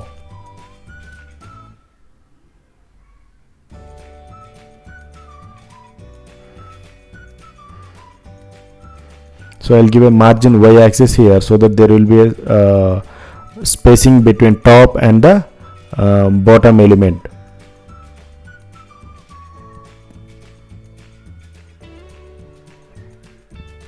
So I'll inspect through my CSS inspector. Now it's time to write the sign off form. For that, I'll go to my VS Code and create a component called signoffform.js. So as you can see, my sign off form is created with RFC code snippet. I'll write here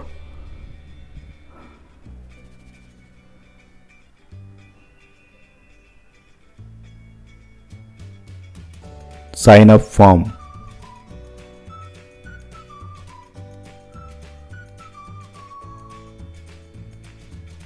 And I'll go to my signup.js page. Here I'll remove the form and I'll browse my sign up form component.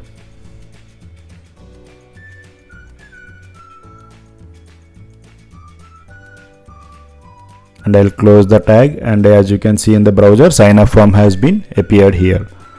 Now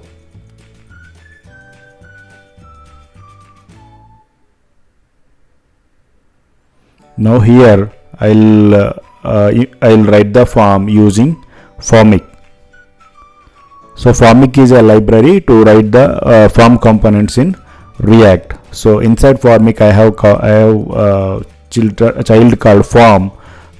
For a form I have these fields: mobile number, full name, password.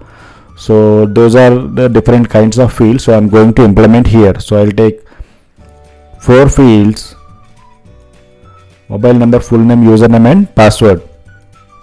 And after that I can see there are 2 paragraphs.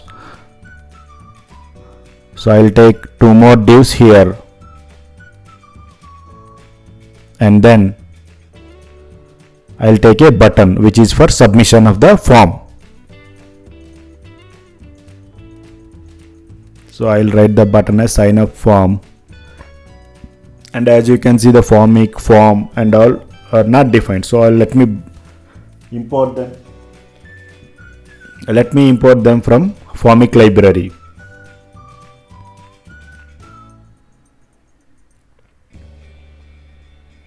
So I have imported. Oops, I made a mistake with field naming convention. So it should be field, it's not filed. So I have changed.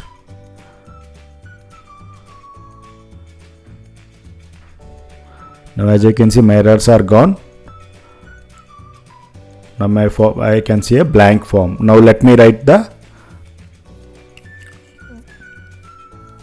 different field names here. So first one will be, it should be mobile number or username. So I'll write it as mobile number.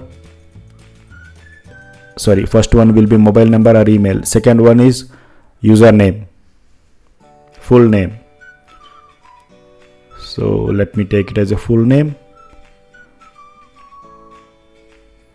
And the next one is username. And the next one is password.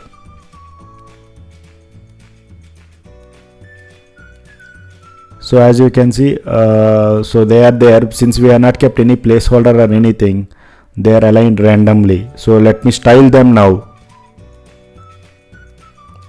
So I'll go ahead and give a tailwind class for this as flex, and I'll ask it to align vertically flex call, so they are aligned vertically.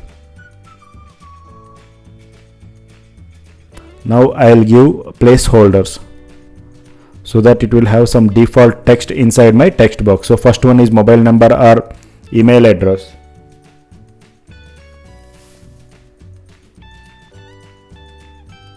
And the second one is full name.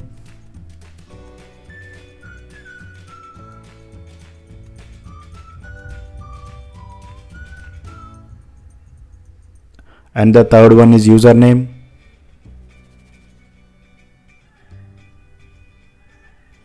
And the fourth one is password.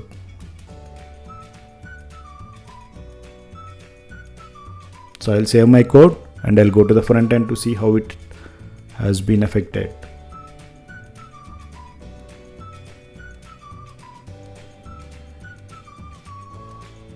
So it has come like this.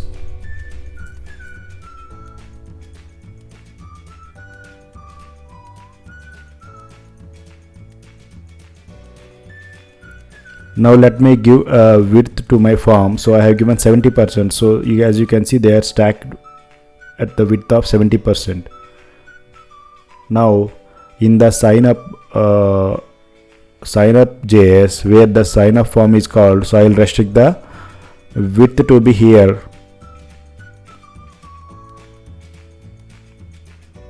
I'll declare it as flex and justify center. So by default it takes width of 100% from its parent. So as you can see, my div is 70% in width and it is stacked in the middle of the div.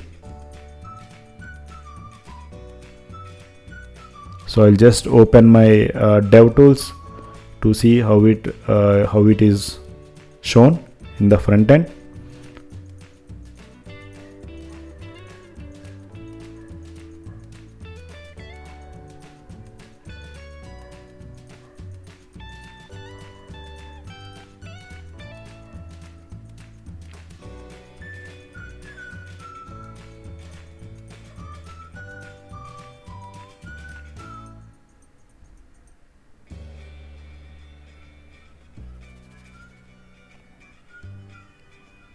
So I'll remove the outer divs as it is restricting my width of my children div. So I'll just go with formic tag. So as you can see now, my divs are 70% in width, I mean the form elements. So now let me go ahead and write a paragraph tag as in the original website here. So I'll copy paste, and by signing up these also like terms and policies, so I'll copy paste this one also. Done. So as you can see now it appears like this. So I'll apply here a border property. So I'll apply a border of 1 pixel and I'll specify the border to be rounded. So I'll copy this property and place it for all the fields.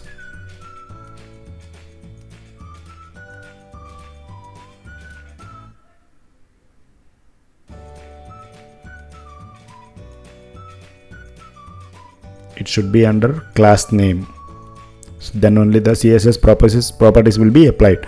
So I have pasted it for my all the fields, and as you can see now my form fields appears like this. So let me style this, further style this.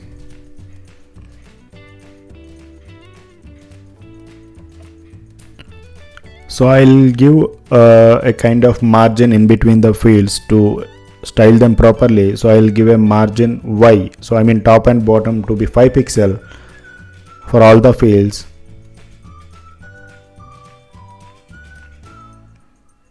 And this is how my form appears now.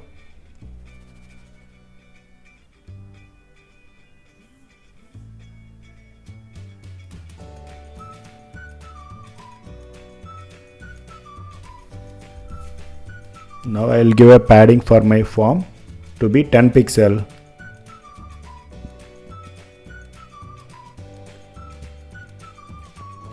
Now you can see my form fields appears like this.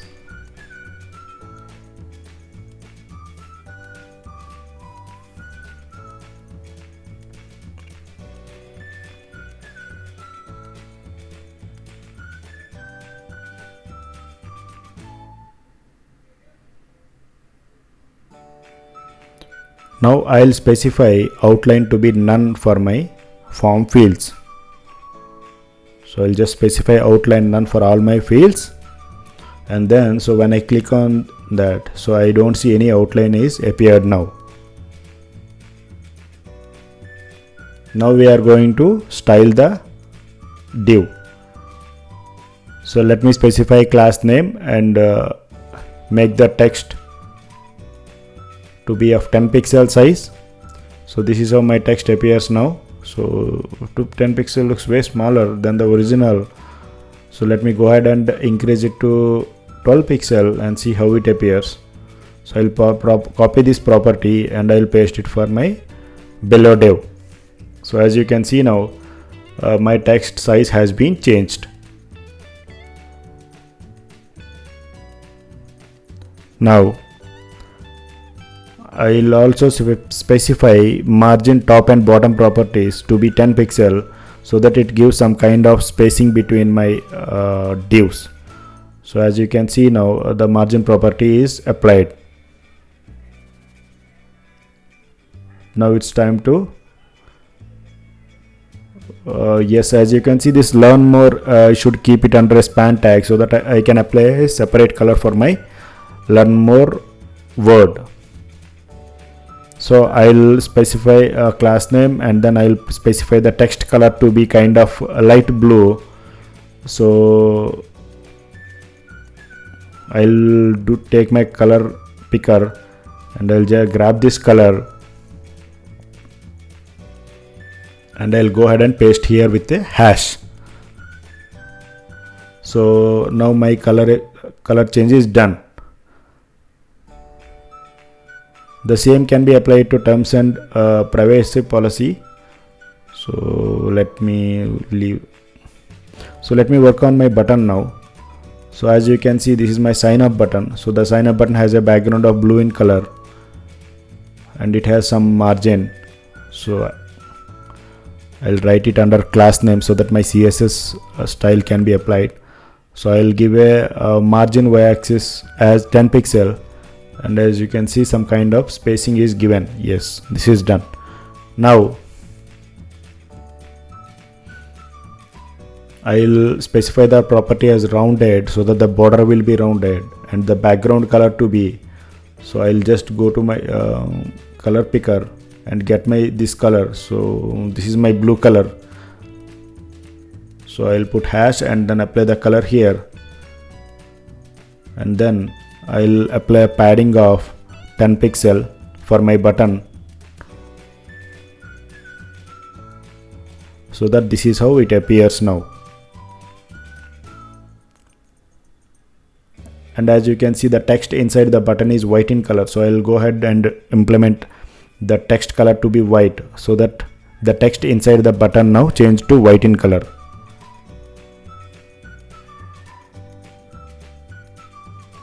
So actually this should be in a separate border from starting from Instagram to sign up button. So I'll go ahead and implement the border for this.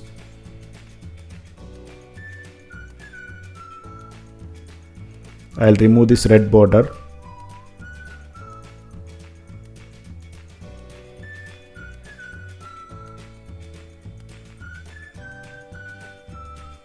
And then I specify a border for my first div, which comprises of my image, Instagram form, Instagram tag and form, and the sign up button.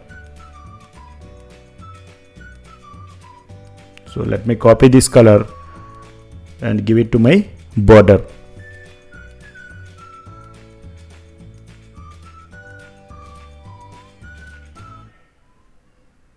So this is how my border looks like now.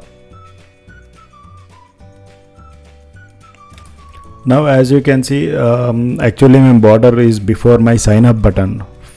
In order to avoid this, I'll go to my VS Code and change the parent height to 40%. So this is how my form appears now. As you can see, my sign up button is well inside my border.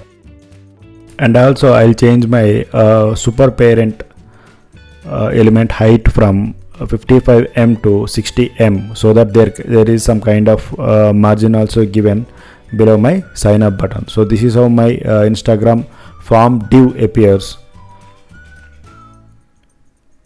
So this is almost look similar to my original website.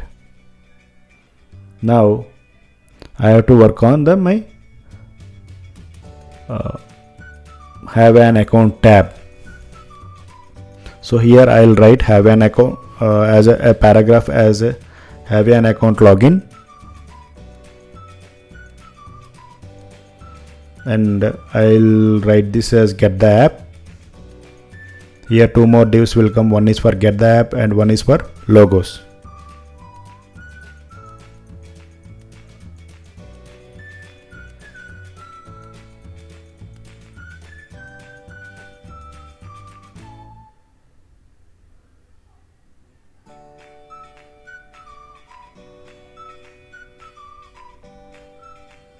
So for have an account tab, I'll give CSS properties to be border of 1 pixel,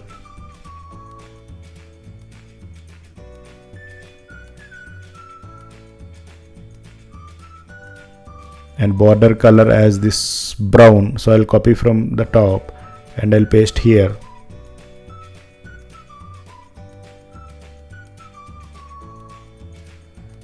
So as you can see, now the border is applied. Now I'll specify a class name for my parent, for my child element, and I will take a padding of 10 pixel so that it will have a kind of padding from all the sides. And for the parent div, I will give a margin y-axis to be 20 pixels so that it gives some kind of spacing between the divs. And here as you can see, the login is written in blue in color. So for that I'll take a span tag and I'll take the word login and I'll keep it inside the span tag. So I'll copy the color.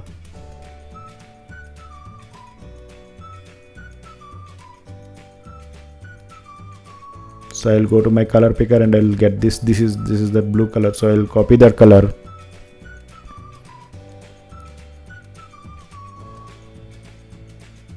And I'll go to my VS Code and I'll paste this color. So done. Now as you can see, my login appears to be blue in color. Now I have to style my get the app component.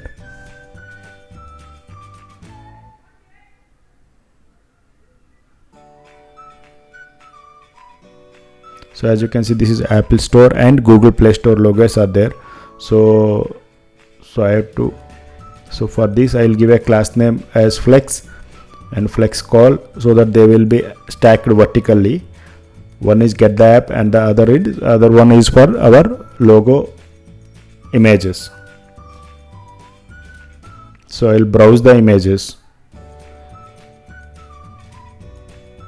I'll copy the images from the other page. And now I'll use the images here.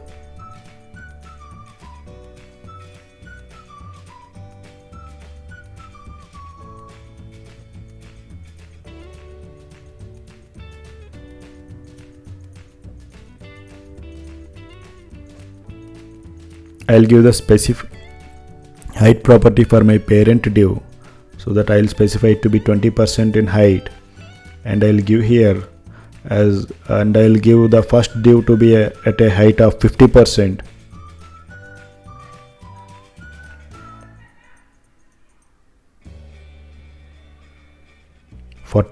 say, so that it gives extra space for my logo images, OS logo images. So I'll give it a height of 60%, so it fills my div.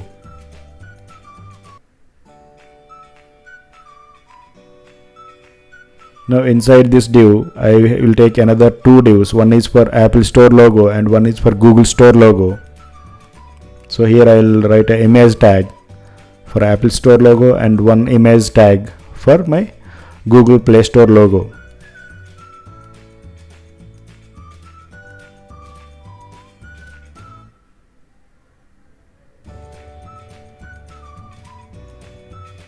Now I'll browse my images with src tag. So this curly brace is very important to browse the image, so which was declared on the top level. So one is for Apple Store and one is for Google Play. So as you can see now, my Apple Store and Google Play Store appear on the screen, but they look way bigger than what I expect, so I have to go and style them. So for that, for the Apple Store logo, I'll give width and height properties.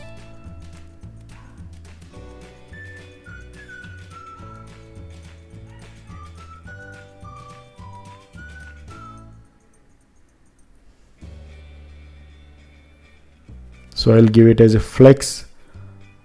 So I'll give a width of 70%. So as you can see now, both the images are stacked horizontally and they have a width of 70%.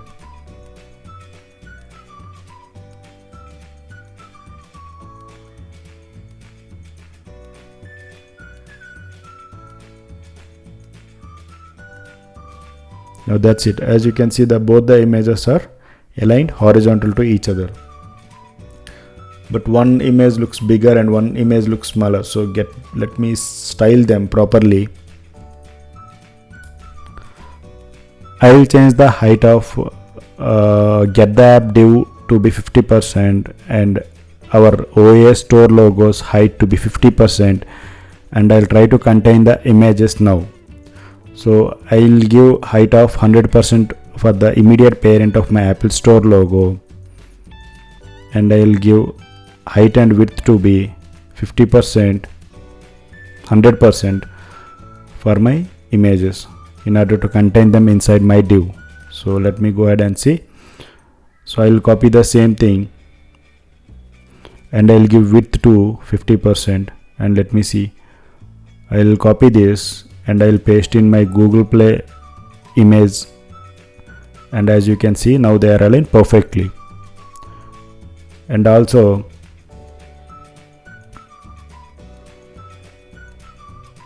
I'll give a gap property of 10 pixel so that a gap should come in between the OS Store logos. As you can see, the gap has come. Now this almost looks similar to my original website. So as you can see now, our form is almost done. Now we have to implement the routing module. So for that,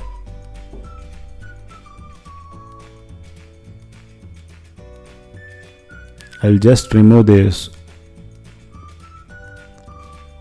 So first let me import all the routing module components from my React router DOM library.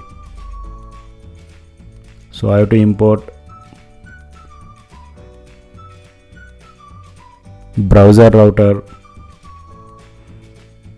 and then routes and then individual route from React router DOM. Done.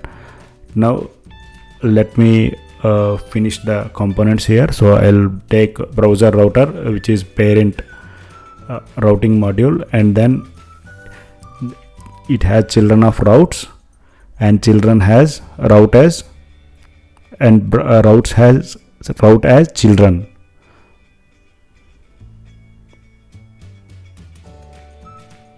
So I'll duplicate this route,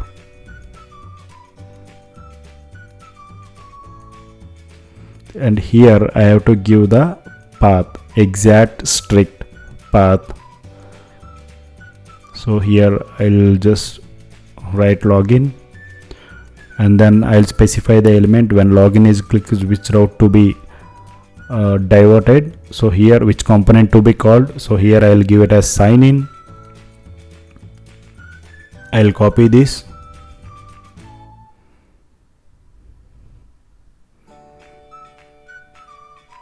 so I'll change login to sign in, and one more sign up. So when I click on sign up, the sign up form should be called. So I'll write here sign up component should be called. So here I give sign up, and then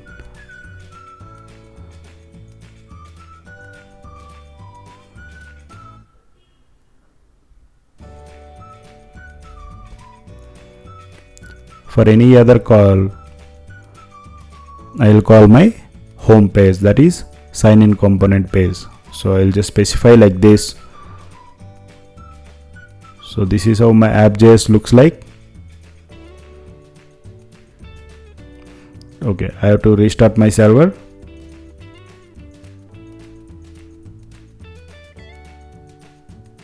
So I have started my server.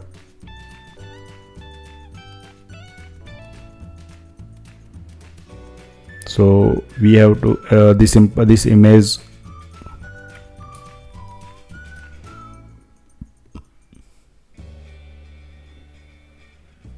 inside my sign up form,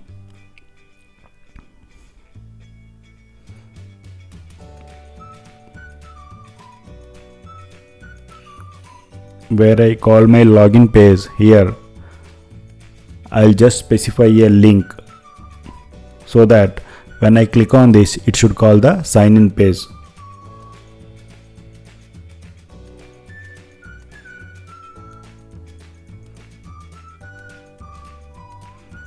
So here when I call for sign up page, here I have to specify a link to my sign up page. So I'll specify the tag link, which is available in React Router DOM module.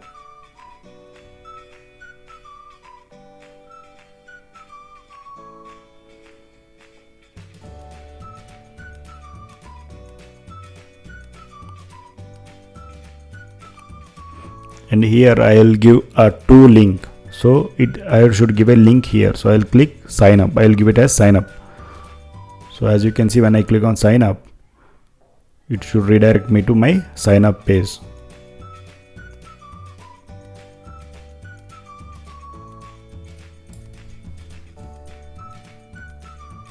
So somehow my login with Facebook and sign up to see button is displaced. But when I click on sign up, you can see my sign up form comes. When I click on login here, my sign in form should come. So I'll go to my sign up form. Well, at the place where there is a link for that login,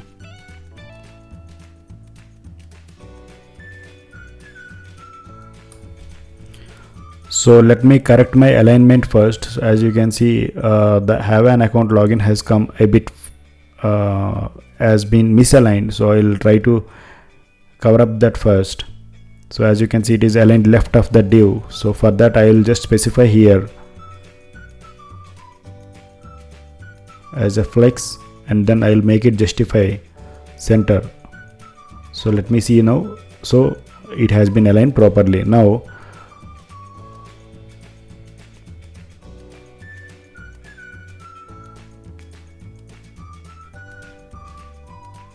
Now this, in order to align the login with Facebook module properly, so I'll just specify and I'll mention justify center. As you can see, now it has been aligned properly.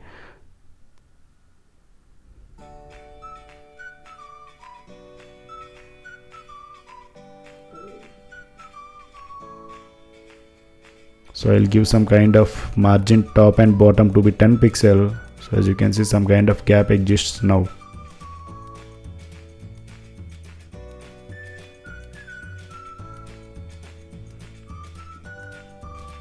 So I'll give it a margin top and bottom for my below element, and as you can see, now they are aligned. So let me do some kind of modifications here, and then see, now they are aligned properly.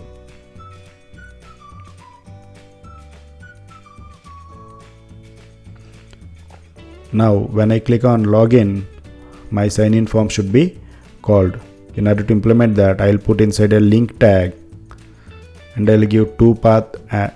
I'll copy this and I'll paste here it inside my link tag, and now here I'll give two path as sign in /sign in, so that when I click on login, it should redirect to my sign in page.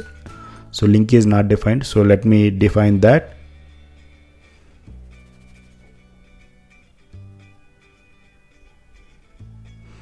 Let me copy the link import and paste in my sign up page,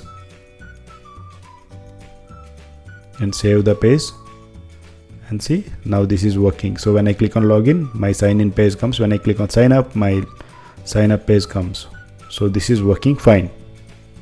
As you can see, now our routing path is also changed. When I click on sign up, you can see the sign up path comes in the root. Now I'll start my backend server powered by Eclipse. So this is my backend code,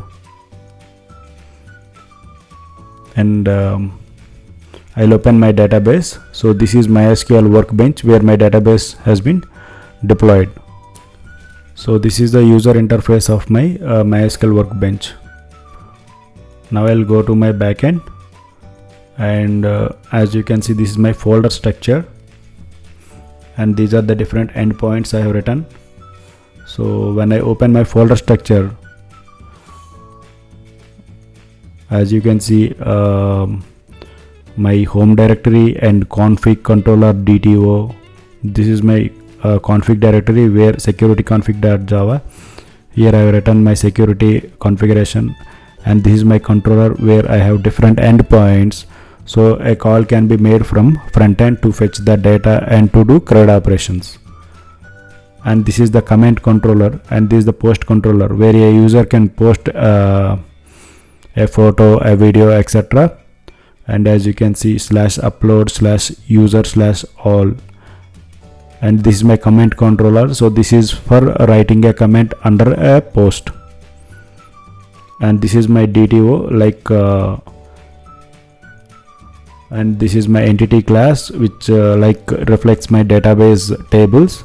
So this is like user info, and this is my filter where I have written a JWT Auth token for my security. So like when frontend sends a Auth token, it will be filtered in the backend and it will be authenticated. And this is my repository class, and this is my service class. As you can see, this is post service implementation. This is user info service IMPL, where a call will be made to repository and the business logic will be written here.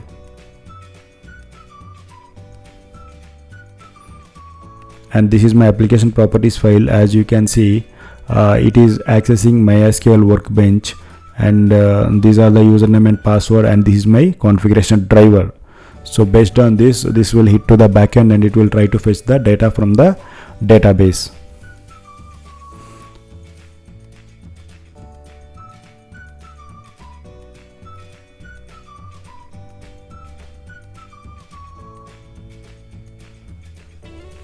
Now I'll open my Postman. So Postman is like one app which is used to hit our REST points. As you can see, this is my post sign up. So when a user clicks sign up, he has to send these details, and you can see, as you can see, it is a JSON data. Body consists of JSON data, and this is my sign in.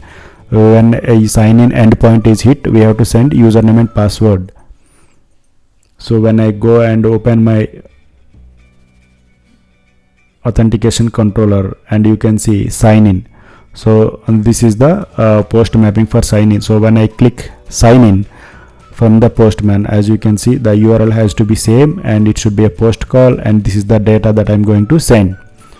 So these are the fields which are required for my sign up call. As you can see, a username, post, email and full name, so which is like my sign up form in Instagram page, which can be get through my sign up page in Instagram page. So here when I hit /sign-in, this will be called, and like different methods in a controller will have different endpoints, so they will be hit from the front end.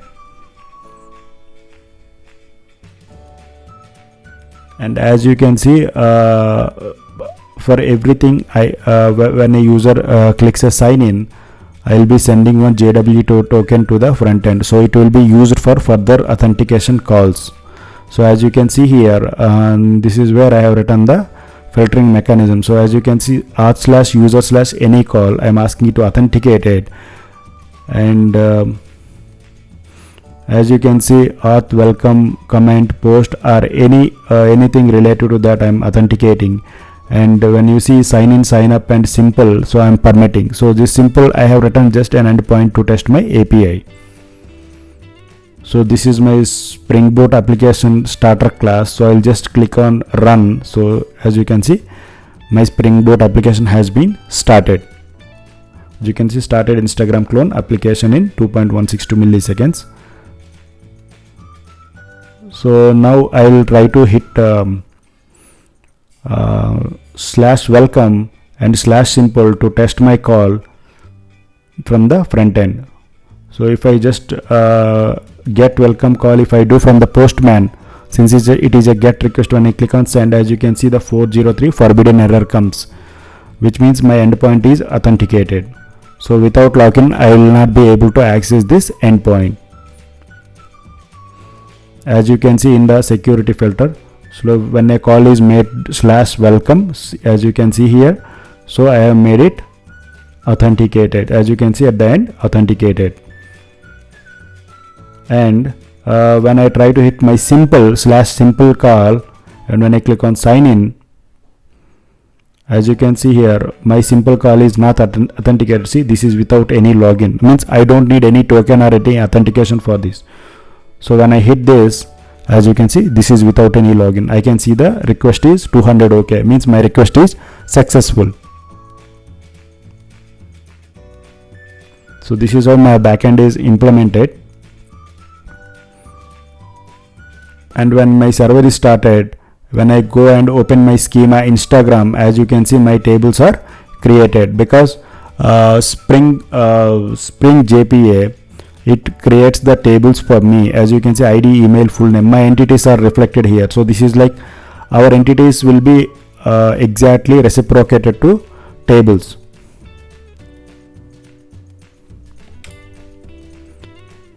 So I will try to sign up with a user. I'll just hit through postman and see how my app responds. So I have given username, password, email, full name, and I'll just click on sign up.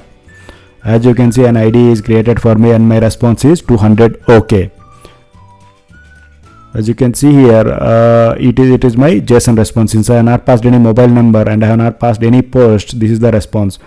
When I go to my database, as you can see, user in file, refresh, and I can see username with Rohit, means a full name with Rohit Sharma with a username Rohit is created.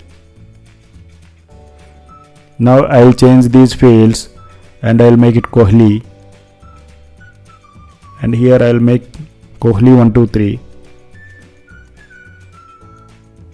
and here Kohli 999@gmail.com, and here I will give the full name as Virat Kohli. And when I send the request, as you can see, your user is created for me. And when I check in my database backend and I'll refresh here, see, a user with Virat Kohli full name is created in the backend.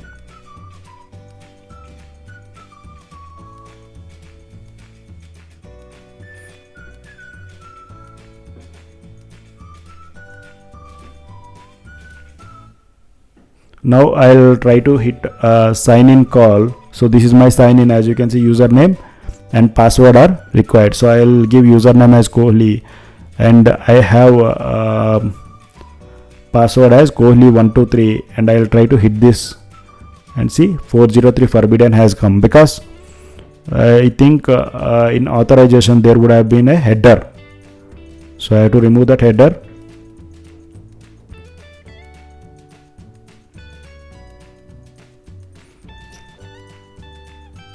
Since when I go into the backend, as you can see, JWT exception, JWT is expired. So when I go my authorization, I can see a header is there. Since my sign in page doesn't need any header, I'll remove the header. Now I'll try to hit the endpoint sign in with Kohli details. When I hit, as you can see, I can see my user has been fetched. So Kohli and all the details for the Kohli has been fetched. And in the header, as you can see, a token has been given by my backend. So this is the token which I use for my further subsequent REST calls. So suppose if I hit this welcome, which is secured, so I'll try to hit with the token. Now I'll put here as bearer token, where I'll remove this old token here and I'll paste the new token, and I'll just try to hit my welcome endpoint. When I click, as you can see, it is 200. Okay, welcome, this endpoint is secure. So my REST call is success.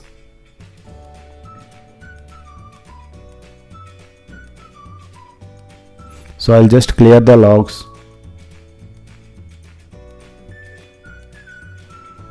and then I'll try to log in with Rohit.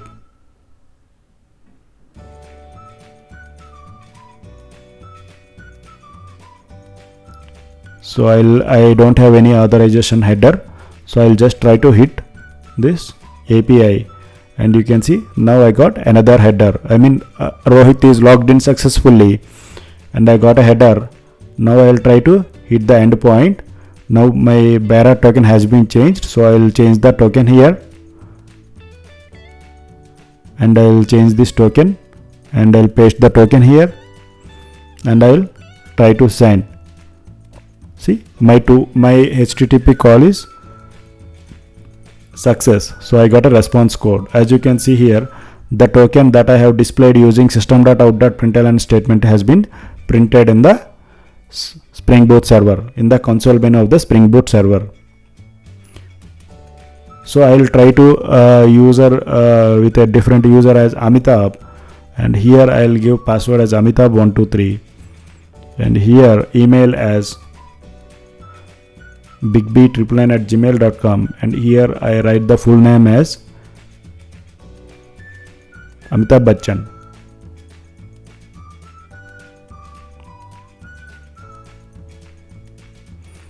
So when I hit the URL using the post data, so this is how my JSON should look like. So it will be mapped into my entity. As you can see, user is created with password as hashed password. So a user has been created and my password is hashed. You can see, since my password is Amitabh123, it is hashed. Now back in my sign in form, where I have written a form using formic, so I'll write validation of fields. For that I am going to use yep library.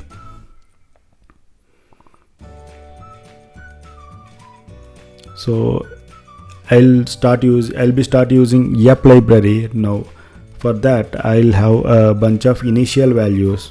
So I'll take the values as username,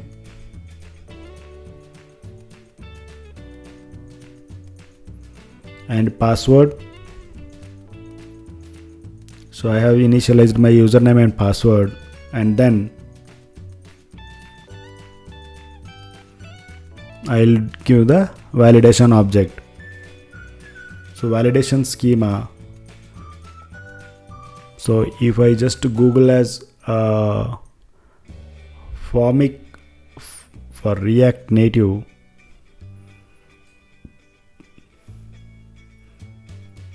I'll go inside the docs, and here you can see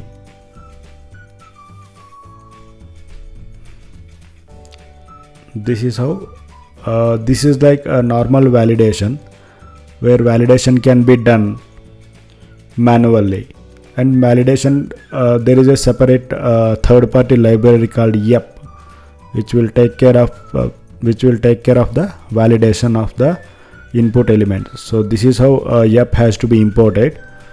So import star is yep from yep library, and this is how the validation schema works. So I am going to implement like this. Now for the validation schema, I'll write like yep dot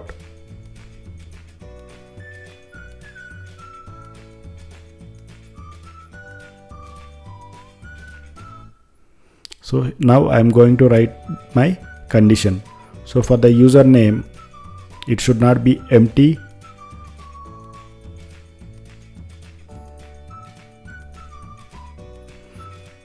So my syntax is like yep dot string dot required, means it is a required field, and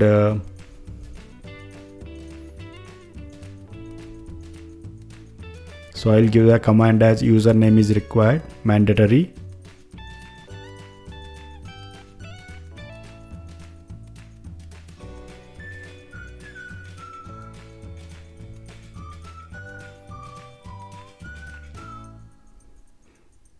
And then I'll write the validation for my password.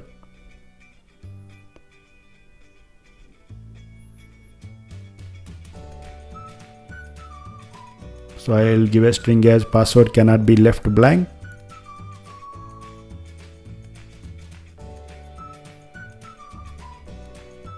So that's it, my validation is done. Now for the onSubmit function, I will be writing the code what to be done once if my validation is successful, what should be done on my submission of the button.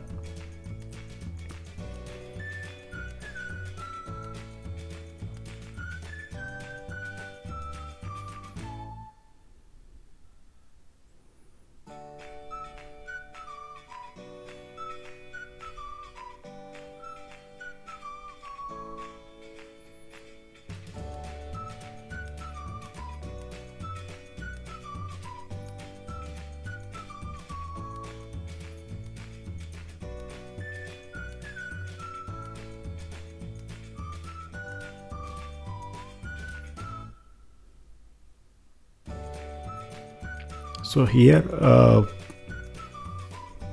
we will write the code later. So as of now, I will make set submitting to false.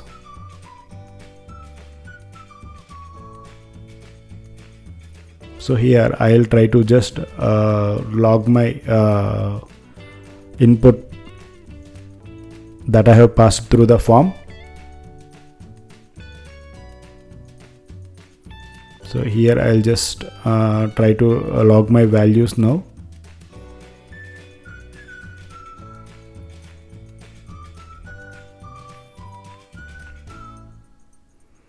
And I'll try to test my form. So I'll start my server.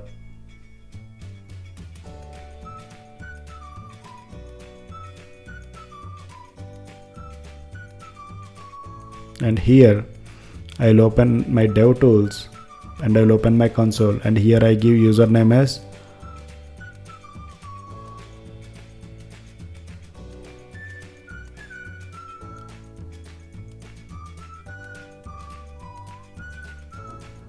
Modi and password as prime min.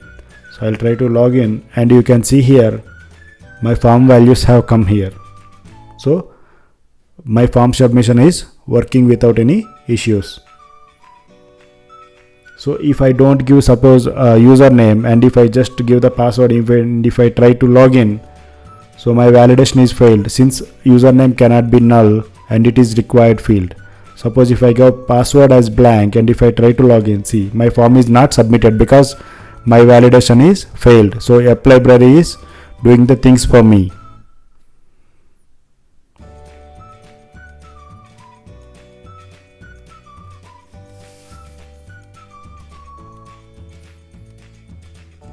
So I'll give the username as Sachin and password as Tendulkar, and if I log in, as you can see, the form values are username Sachin and password Tendulkar are printed.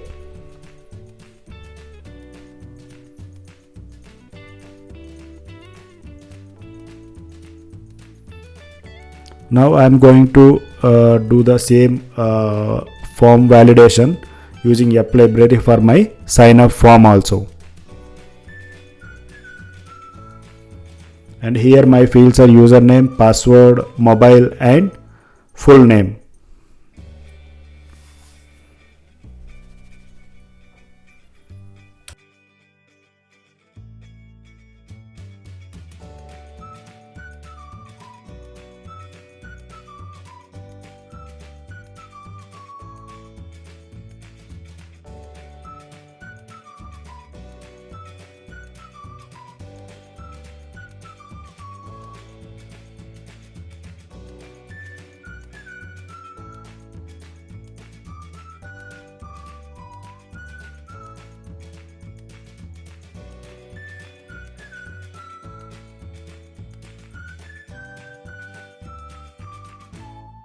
So I will add mobile and full name extra fields, and I will do the validation for these two fields also.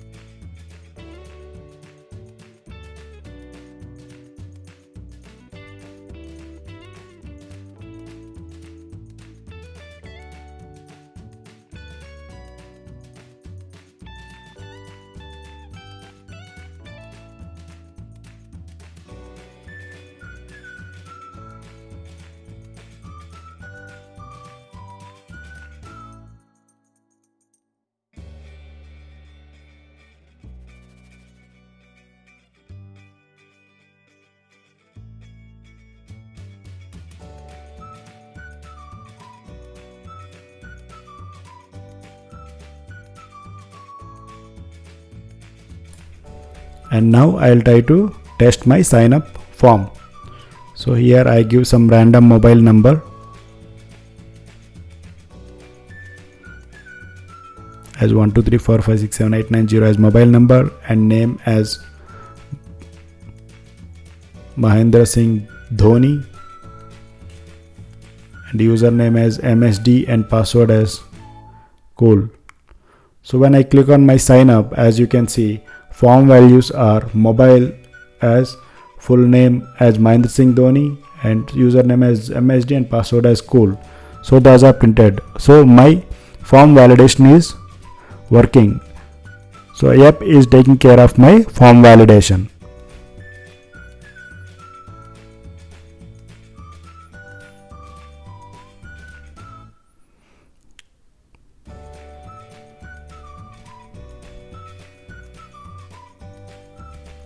Now I am going to write my store management using Redux. So Redux is a library which is used for state management. So I am going to write the logic of my state management using Redux library.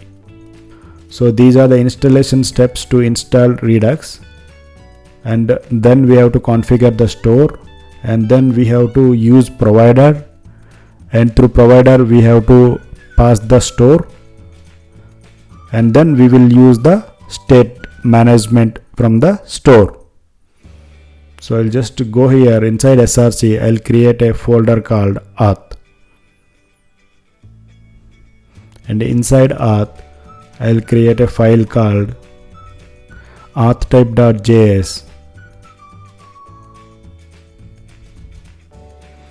and another file called authaction.js,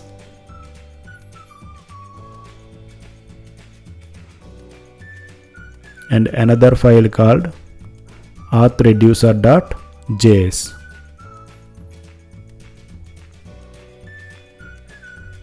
In auth type, I'll declare the constant strings sign in to be sign in.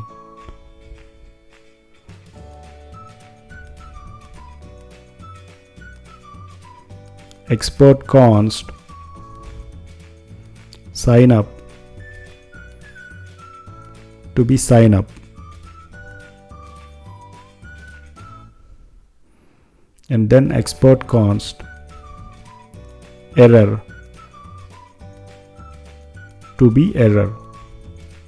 So these are the strings that I'm going to use from here on.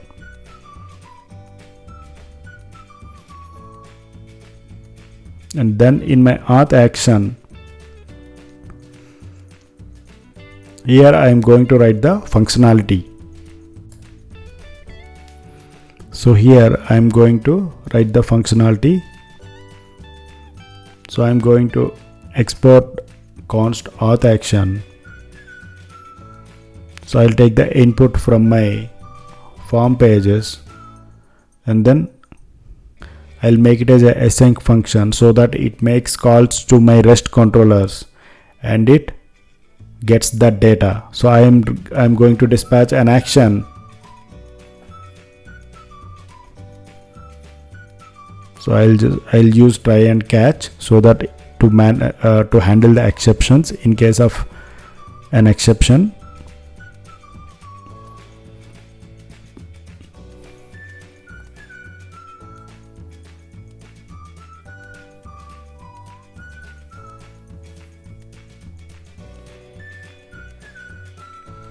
And in order to make the REST calls, so I'll use a library called Axios. So I'll first try to install the library Axios. So I'll make use of Axios library to get the data from my backend, that is to make my REST calls.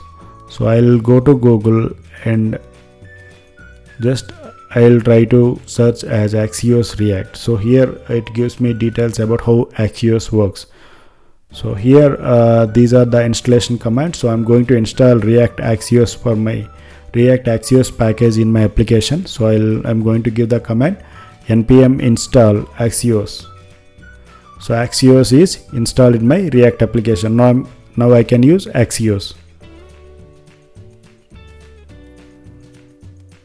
Since I have given async, I'll use it await.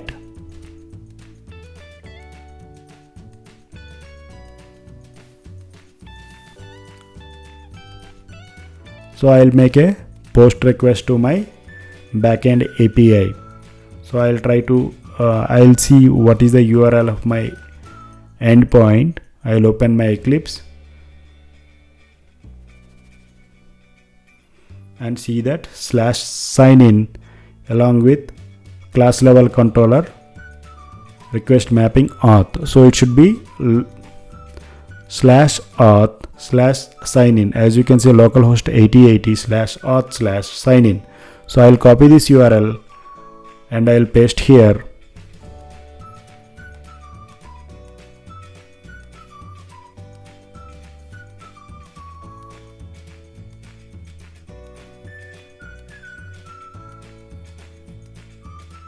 And then I have to pass the data that I got through the form, and then I have to pass the headers which are useful for my HTTP post request.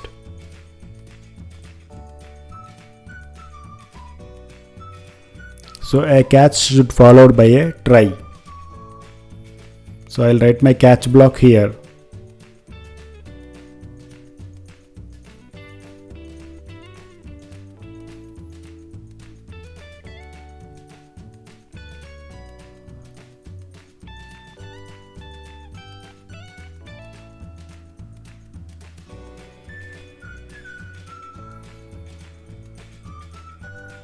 And now I'll construct the object for my headers.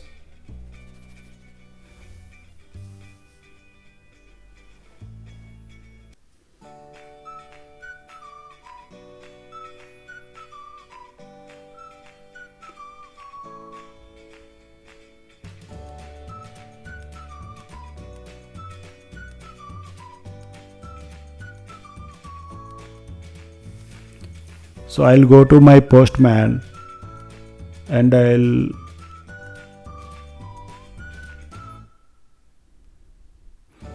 request for JavaScript code snippet, and as you can see, this is how my header should be. So I'll copy this and I'll paste here. So I'll copy the header information and I'll paste in my header object. So this is how my header should look like.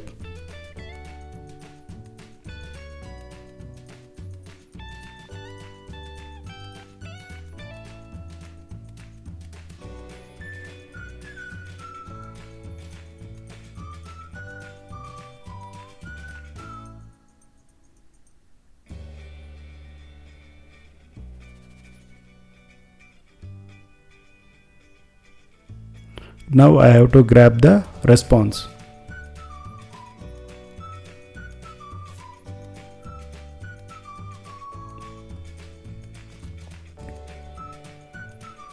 So from the response, I'll extract the data.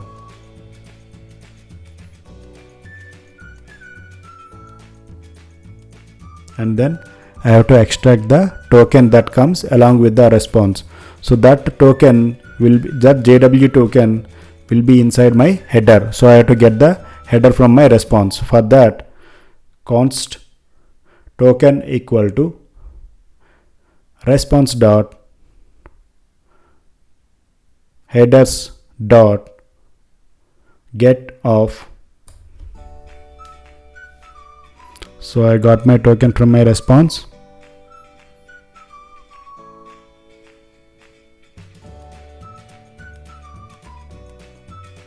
And then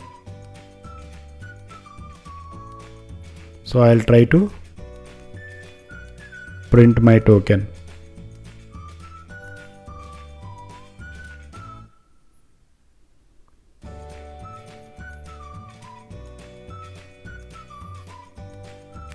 So I'll try to print my data using json.stringify and output data.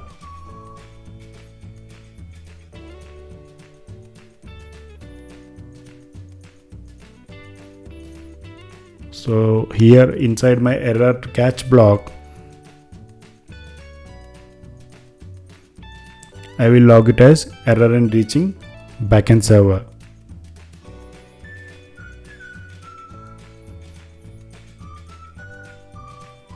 So now I'll go to my front end. Here I'll try to log in. But before login, so I'll go to my sign in form page, and here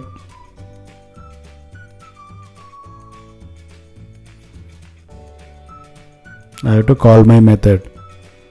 So for that, I'll import auth action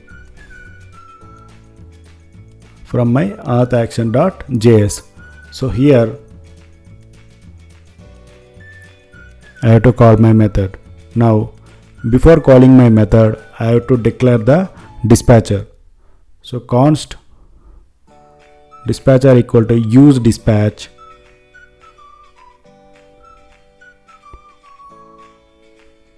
I'll use the use dispatch hook. So I have to declare my use dispatch hook and I have to import it from my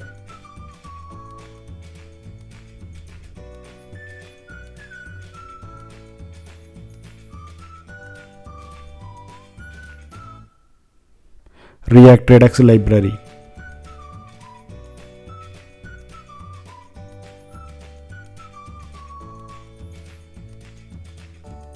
So my React Redux is not coming in IntelliSense. So now I'll install npm install react-redux. So my Redux library is getting installed. So it is done. Now I'll save and I'll try to write here Redux. So as you can see, now it has come in prompt. So here through the dispatch method, I'll call my auth action.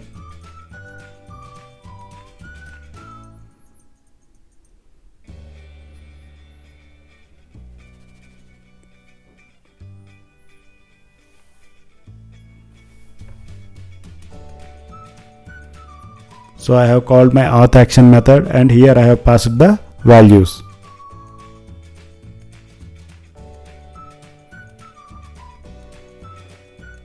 Here in my auth action, see, Axios is not defined, so I have to import the Axios library in my auth action method. So for that, import Axios from Axios library.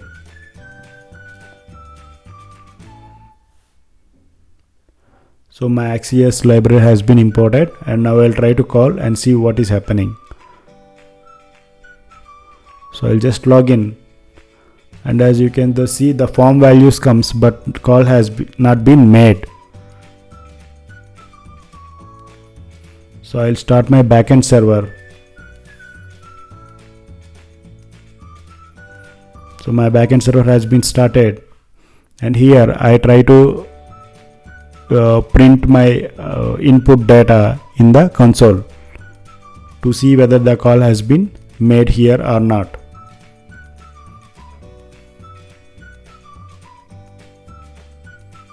So for that, I'll write console.log input data is. So I'll just stringify the data using json.stringify method.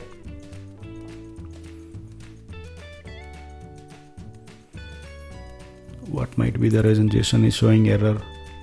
Okay, so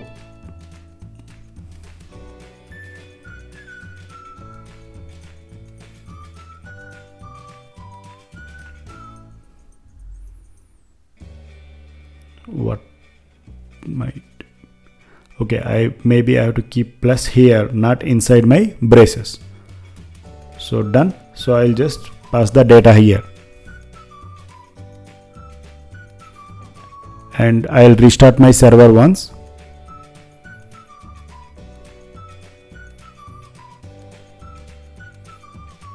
As you can see, could not find React Redux context value.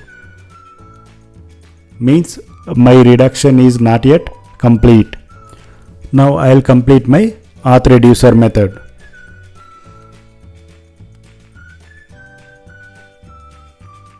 So I'll declare my initial state.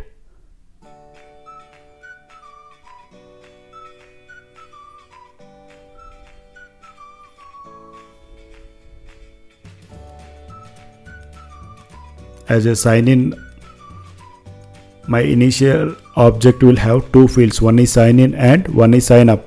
So means whatever the data I got from sign in REST call will be settled in sign in variable, and whatever my sign up REST call data will be settled in sign up variable. If any error comes, so I have to push it to my error variable. So for that, I will give my auth reducer method, and here I declare my state to be an initial state, and I will declare action. So I will write a switch case here. If the action dot type, if the type is sign in,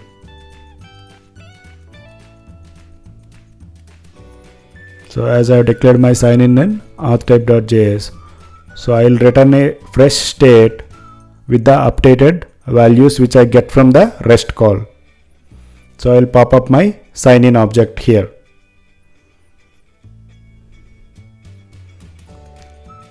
Action.payload. So I have populated my sign in variable here.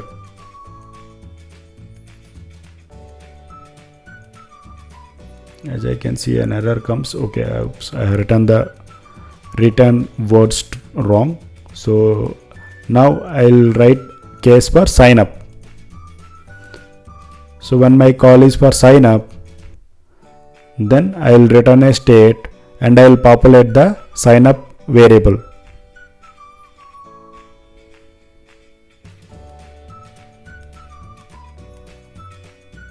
Action.payload.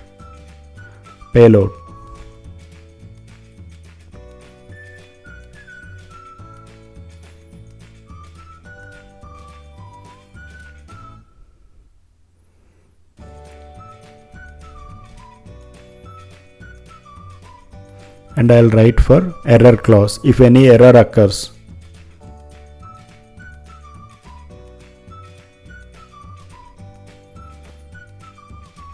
I'll just return the initial state as the state.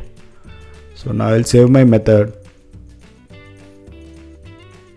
As I can see,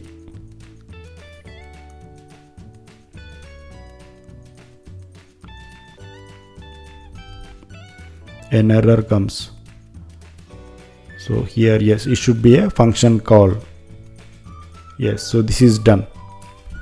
Now I'll in the src folder, I'll create a folder called Redux. Inside Redux, I'll create a file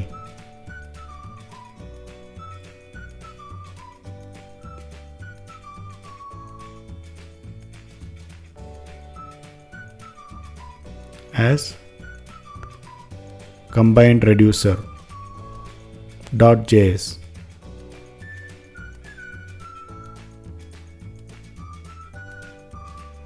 So I'll create one more file called store.js. So combined reducer is, if we have different reducers, it will combine and it will create one reducer object. So store.js will get the reducer object and it creates a store for us, which contains the state of the object, state of our application. So back in my combined reducer.js,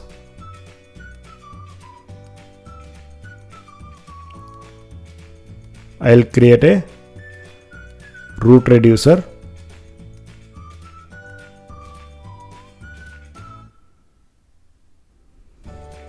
I'll make use of combined reducer function. So for that I have to get my combined reducer. So for that I'll import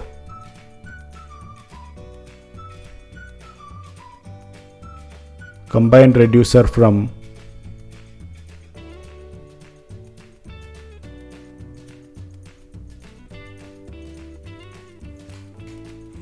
React Redux library.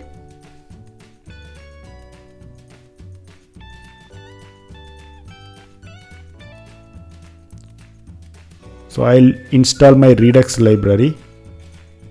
So I install my Redux library. So I'll get it from my Redux library.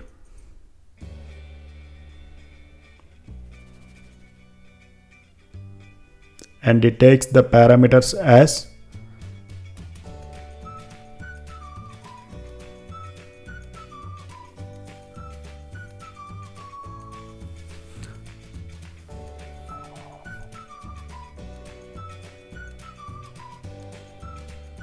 so I'll give my auth reducer value for the combined reducers object. So inside my store.js, I'll create a store based on the combined reducer. Before doing that, I'll install Redux Thunk. So this is basically a middleware of React that creates a store for me. So these are the installation steps of Redux Thunk. So here I am going to install the Thunk inside my application. So for that, so as you can so this is the tutorial of Thunk. So we can go through this in order to understand understand the concept of Redux and Thunk.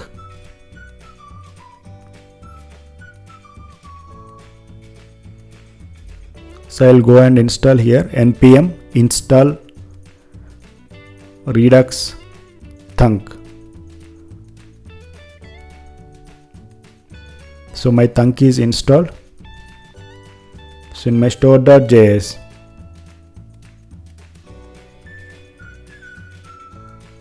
import Thunk from Redux Thunk.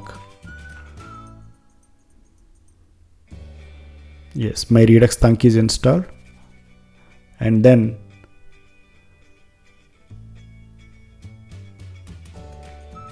so I'm trying to create a store. So for that I'll use export const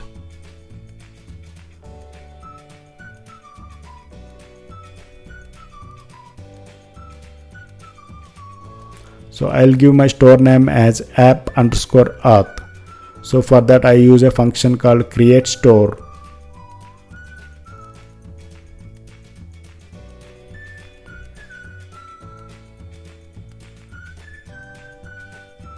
So I have to import my create store. So what I'll do is import legacy create store from my Redux store. So as you can see, legacy store as create store from Redux. So now I'll use this create store, which is like legacy create store. So I'll use this create store function and I'll use apply middleware create store, and I have to give the parameters as root reducer, which is my reducer from the combined reducer JS, and then I have to give my apply middleware, and it takes parameters as thunk and then logger. So this logger is basically to print our state before and after state changes. So for that I'll npm install React logger, Redux logger. So my Redux logger is getting installed. As you can Google here, Redux logger. So we can go through this page in order to understand what is this logger and what exactly it does, and what kind of changes it prints in the console. So now I'm going to just import the logger. So import logger from my Redux logger. As you can see here, my IntelliSense shows Redux logger. So here I'll give logger. That's it. So my store is ready with my state values. Now back in my app.js, as you can see here, React.strict my app is sandwiched with React.strict mode. So here I'll remove that and I'll sandwich it between my provider tags.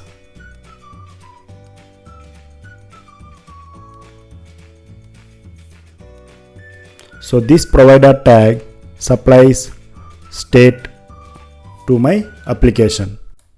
So inside my app.js, index.js, inside the provider I'll write store equal to app auth. So this app auth is basically my store which is provided to my application through provider inside my index.js. So this is written.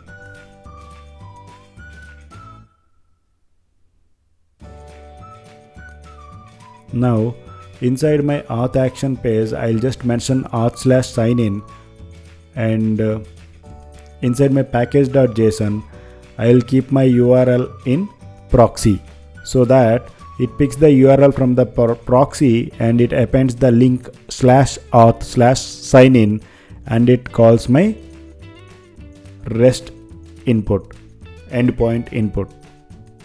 So I'll start my server.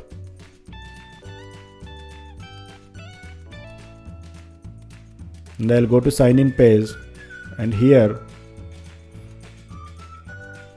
I'll try to click sign in.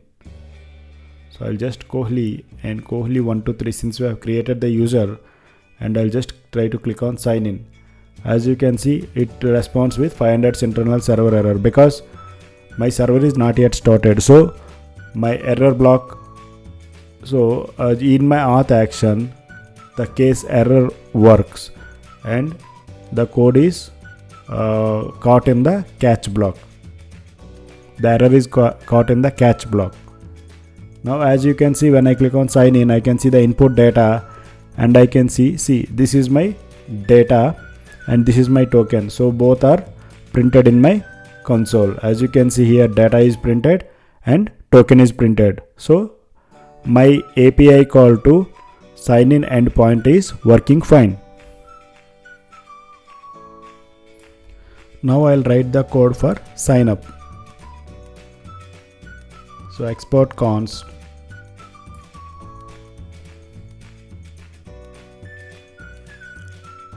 auth action sign up.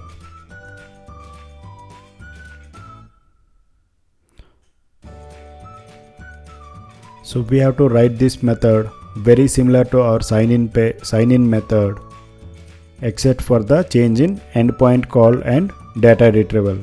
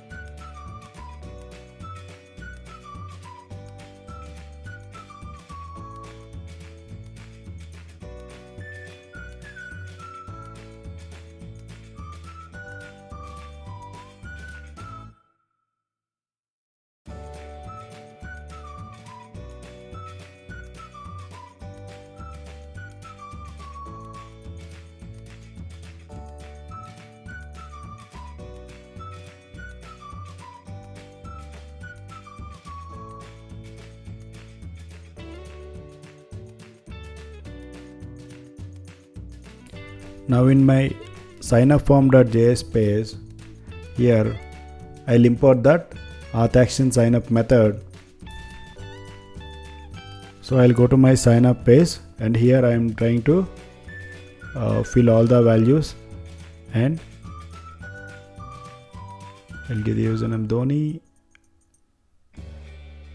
And before that, see, this is the validation I have written, and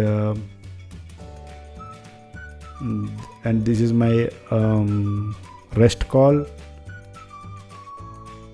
And when I click on sign up, as you can see, my token has been fetched. So my data, whatever the form data I am feeding, I can see my input, and whatever the output that the data has been fetched, I can see it in the output console, and this is my token generated. So when I go ahead and refresh, as you can see, a username with Dhoni, which is sent from our frontend server, has been created in the backend in my SQL Workbench database. But since I have not sent any email, so it appears to be null for me.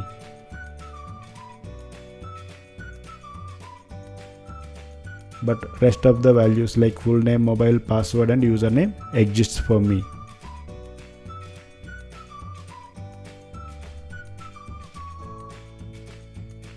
And this is how a call gets from front end, goes to the back end, and data will be inserted in the back end. Now it's time to install Chakra UI. So for that, I'll go to Chrome and give Chakra UI, and I'll go for the documentation. As you can see, this is the documentation, and I'll go for React thing. So here it gives me the command to install my Chakra UI and my project. So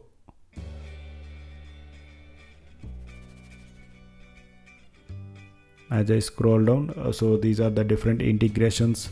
So it has well integration library with Formic, Chakra UI plus Formic. So for me, I have to implement a toast. So as soon as I sign in or sign up, a toast appears for me like a pop-up, so which tells me that I have logged in into my application. So for that, I'm going to use this Chakra UI. So I'll go inside and I'll search for my toast. So first I'll install the Chakra UI library inside my project. So for that, I have copied the command from the official documentation and I have pasted here, and I'll run the command, and as you can see, Chakra UI library is going to be installed in my React application. So it takes some time.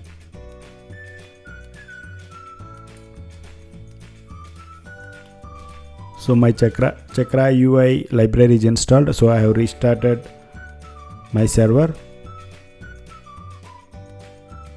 So I'll import the toast from Chakra UI.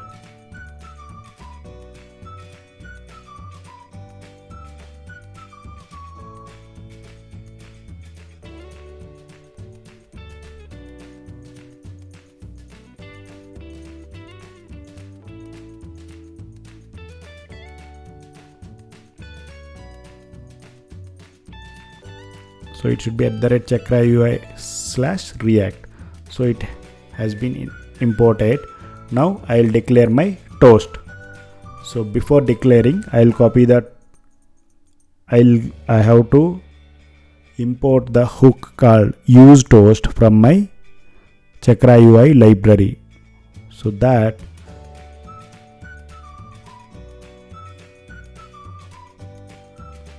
as you can see, you have to import the use toast, and then this is the code snippet for using the toast UI.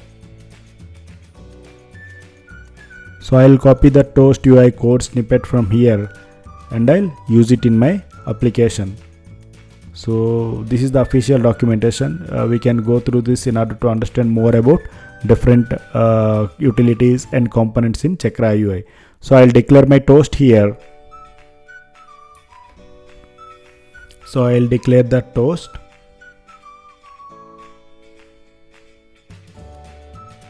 And here I give different values. The first one is title.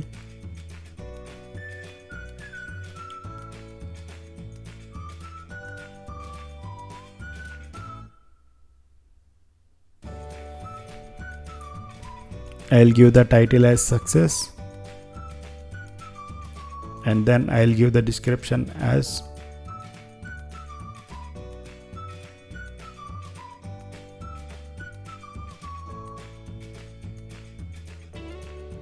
your account is created, and then I'll give the status as success, and then I give the duration as 10,000 milliseconds. So it means this toast pop-up appears 10 seconds on my screen, and then is closable, means when I click on the close it should be closed. I'll give it to be true. That's it, my toast pop-up is completed. Now I'll repeat the same stuff in my sign up form. So I'll import the toast, and then I'll give different fields for the toast and different duration, different status pop-up, etc.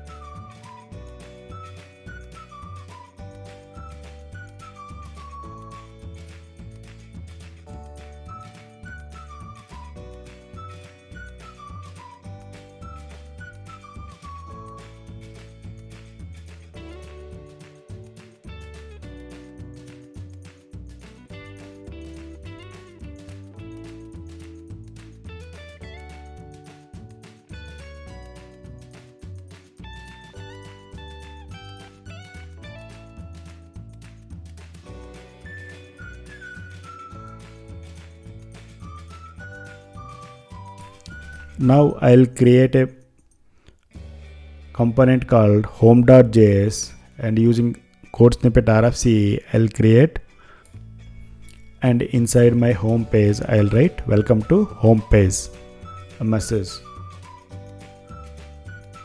So now in my sign in form, so when a user is signed in successfully, so I'll redirect him to home page. In order to do that,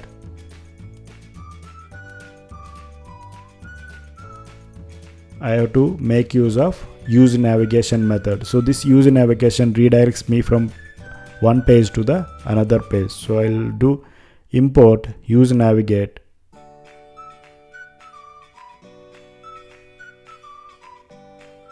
from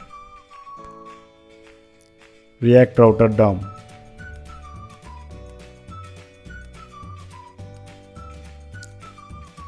So I'll create a variable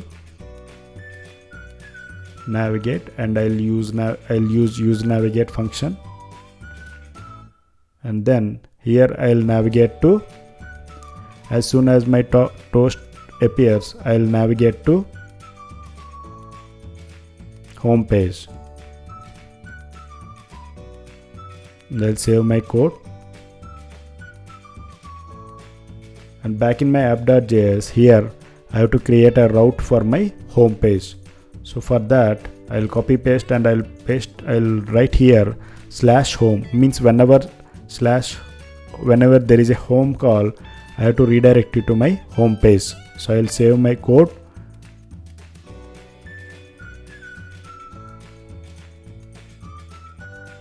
and I'll test my code. So I'll go to my app application, I'll go to my sign in page, and here I'll give different fields,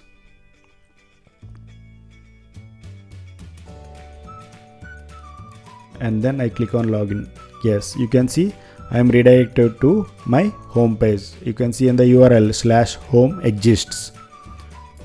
And also, as you can see in the console tab, our logger is working fine. So it is giving me the state changes before and after.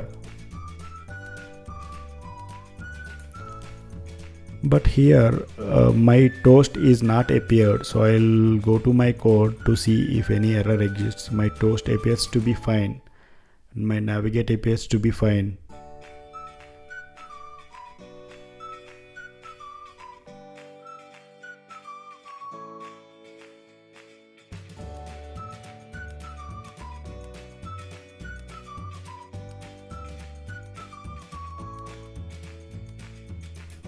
I have restarted my server, so I'll try to log in again. So I'll enter the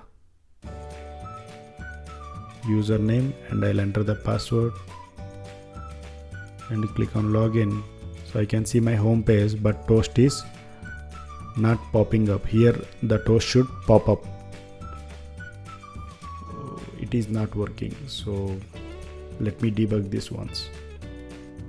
Yes, in order to make my Chakra UI work, I have to import the component Chakra provider on top of my provider component. So I have to give here Chakra provider, and inside this I have to put my provider. So let me save this and then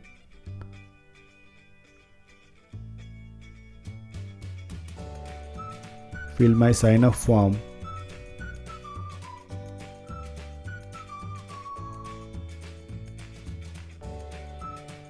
So I'll create a new user.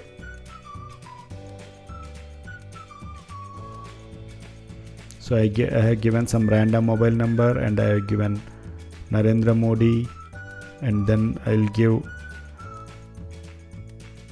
username as Modi and password as Prime. So then I click on sign up. As you can see, now a success pop-up means a success toast appeared in my screen. So this is how toast works. I can wait for 10 seconds so that my toast will disappear, or either I can click my close button there. So I'll go to login and I'll try to log in with the registered user ID, and I'll give the password as Prime and I'll click login. As you can see, now a success pop-up or a toast appears from my bottom of the screen, and here I can wait for 10 seconds for the pop-up to disappear, or I can close it. Now I'll open the official Instagram account. As you can see, the image is changed for every few seconds. I mean, here the animation works. So this we are going to implement in our code. Back in the app.js, in the sign in form page, here I have to implement this animation. So here down below the image, here I am going to write my div which takes care of my animation of the image. So I'll take a div and I'll write an image tag here. So here I don't want image tag. I'll put a class name here as image slider.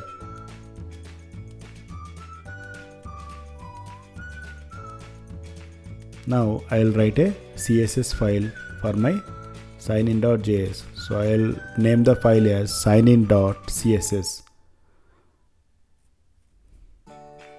So here inside the CSS file, I'll try to style my class component. So name of my class is image slider. So I'll write his image slider, and then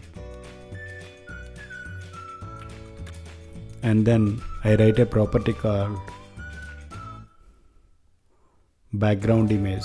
So here the image should come. So for that,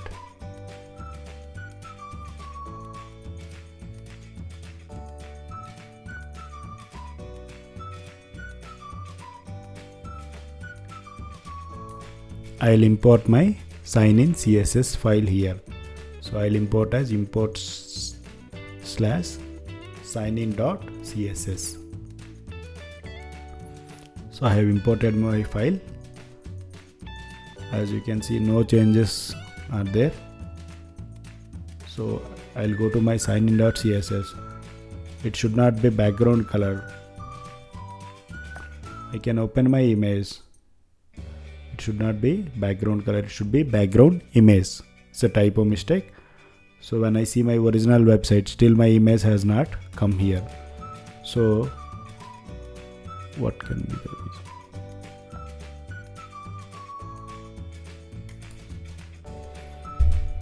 Still my image is not appeared in the browser. What can be the reason? Image slider, class name, background image. So this class and the class that I declared, both are same. And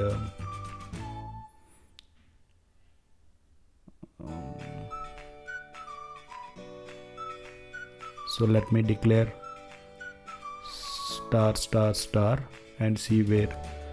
Oops. So I have written beside my Instagram image. Actually I have written it a wrong location. It should be below my main mobile image. So here under this image I should write my div class. So that I will write here. And now as you can see, my stars appears below the mobile image. So now under this I'll write different image properties. I'll declare my position. I'll position of my image to be absolute, and then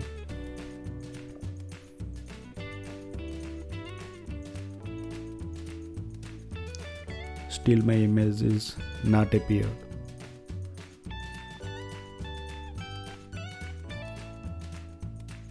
What can be the reason? So let me try giving width and height properties of the image and see if it works. So I'll go to this image slider class and I'll go to this CSS, and then here let me specify the width and height of the image and see if it works. So I'll give height to be some 30 ems and width to be 30 ems, and then see, yes, my image comes here.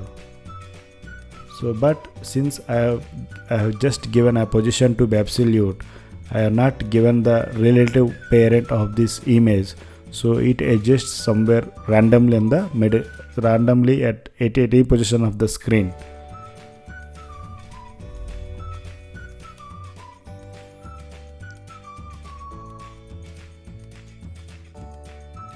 So I'll give background size to be covered, and then at the parent of my absolute div I'll give position to be relative, and I'll try to save. And here for the absolute div I'll give property top to be 0 pixel, and as you can see it has aligned to the parent div with top as 0. So as you can see it has property top 0 pixel. Now we have to adjust the height and width of the image. So as you can see, through my inspection elements, I will try to fit the image inside exactly of my mobile screen. As you can see, when I give the width to 15 ems,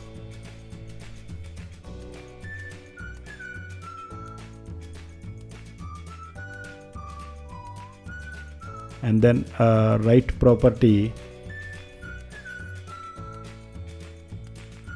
of 1m.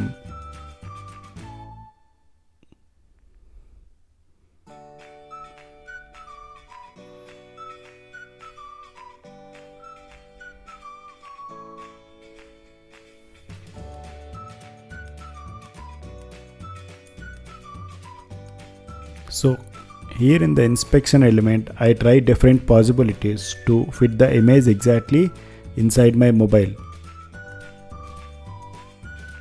So I'll increase the height width here.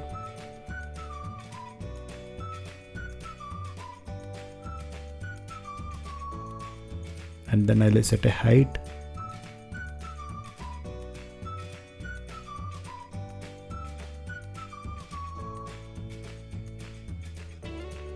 Yes, height has been set properly. Now I'll just try to give a border so that there should not be sharp edges for my image. So I'll change the height property to 35m and width property to 17.1m, and I'll give border of 4m, and then top, since it is already set,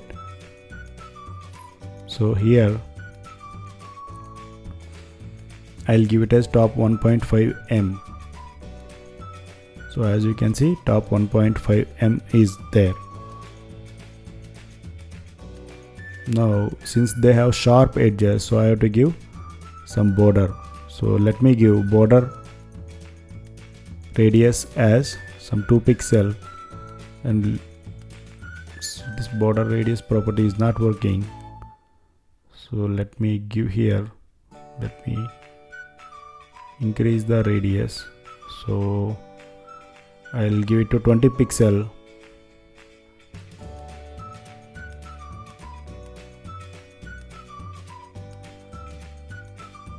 So it is 24 pixel to be precise, so it will be 1.5m since 1m is 16 pixel in size.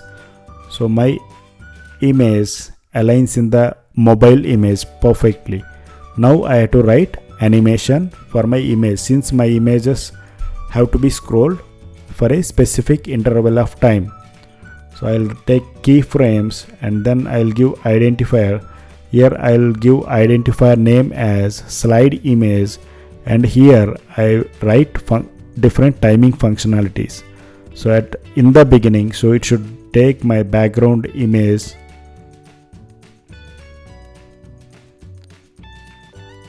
as image 2, and I'll copy paste this, and for at 25% of my time, and at 15%, at 75%, and at 100%.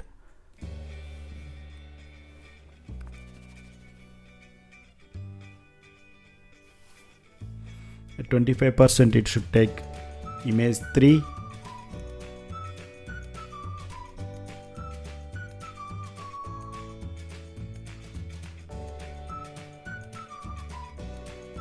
and at 50% it should take image 4. Yes, I do have image 4 and image 5. And at 75%, and this is at 100%.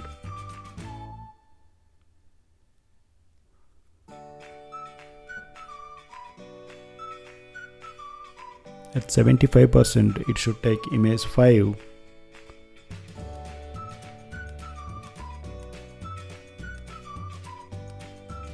I'll just remove this 100% thing.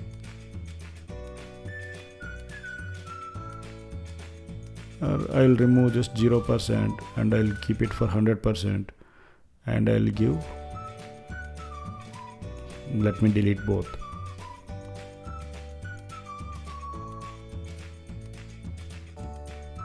And now I'll refresh my page, and here I have to call my animation. So I'll give animation, and here in the name I have to call out my animation, and the duration I'll specify it as some 10 seconds. So for every 10 seconds my cycle will repeat. So here I'll remove everything and I'll make infinite. So it will be looped infinite times, as you can see. Perfect. So my images are getting slided for every 10 seconds at infinite times. So my animation is done. So it almost looks similar to that of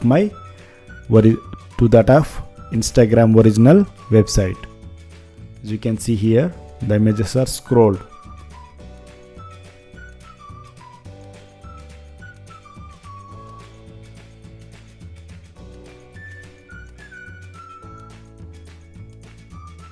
Now I'll copy the Instagram logo inside the public folder. So I have copied the Instagram logo inside my public folder, and then this favicon.io I'll rename, I'll copy the name and I'll later delete it. And for this Instagram logo I'll just rename to favicon.io. So I'll refresh, and when I refresh, when you go to the website, as you can see here, my React logo is there. So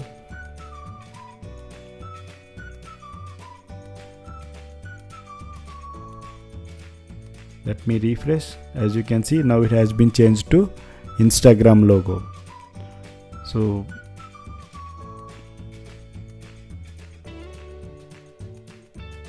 but since this Instagram logo has kind of sharp edges, it is not smooth like as in the original Instagram app. And here I'll go to my index.html file. I'll remove this React app and I'll write it as Instagram and then save it. As you can see, my title of the application has been changed to Instagram. So I'll try to download a clean Instagram logo image from Google. So I have downloaded a clean Instagram logo without any background. I'll paste it in my public folder and then I'll rename this. I'll copy the name and I'll delete this logo.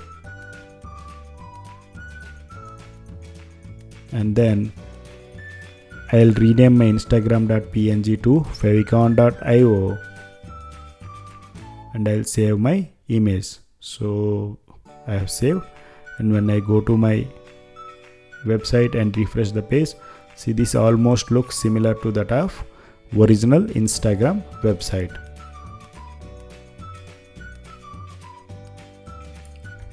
Now I'll do some modification to my home page. So here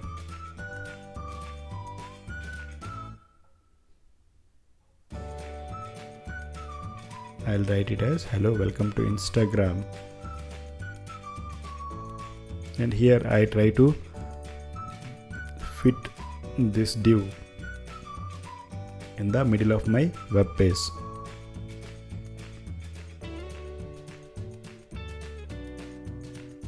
So for that I give different flex properties.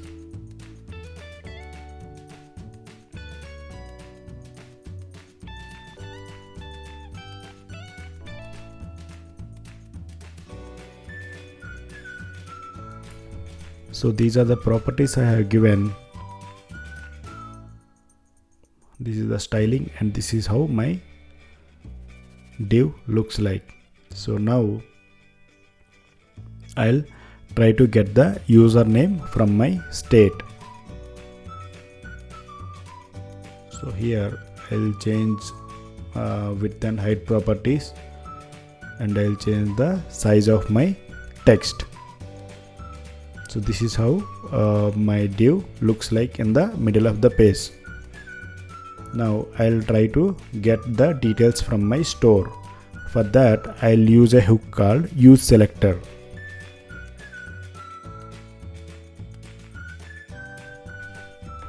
Here I import use selector from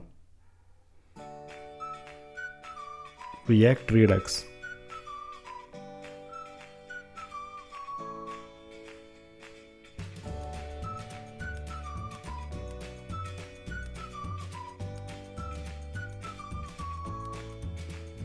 So I'll create a variable to get the state values from my store by using the selector. So for that I'll give use selector function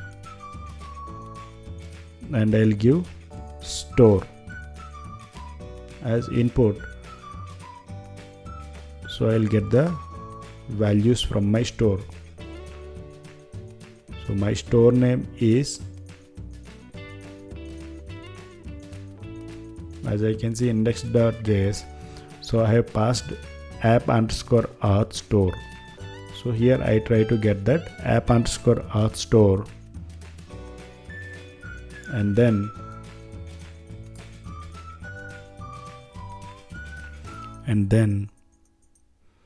I'll give sign in. So this is my here my state exists in a sign in variable as I have set in auth action. So now I'll try to log in. I click on sign in. As you can see, objects are not valid as a React child.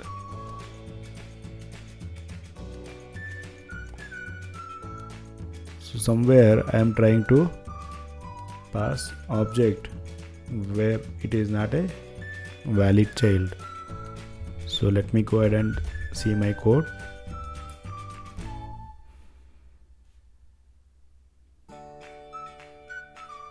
Okay, so I have removed the object here. Now I'll just browse object.username. So I'll be specific here. So I'm trying to get the username. As you can see here, the username has come. So when I log in here, as you can see, hello, welcome to Instagram, Kohli. So I'll just do some kind of styling here.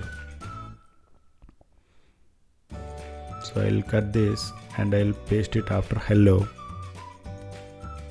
And then I give a span tag with a different color.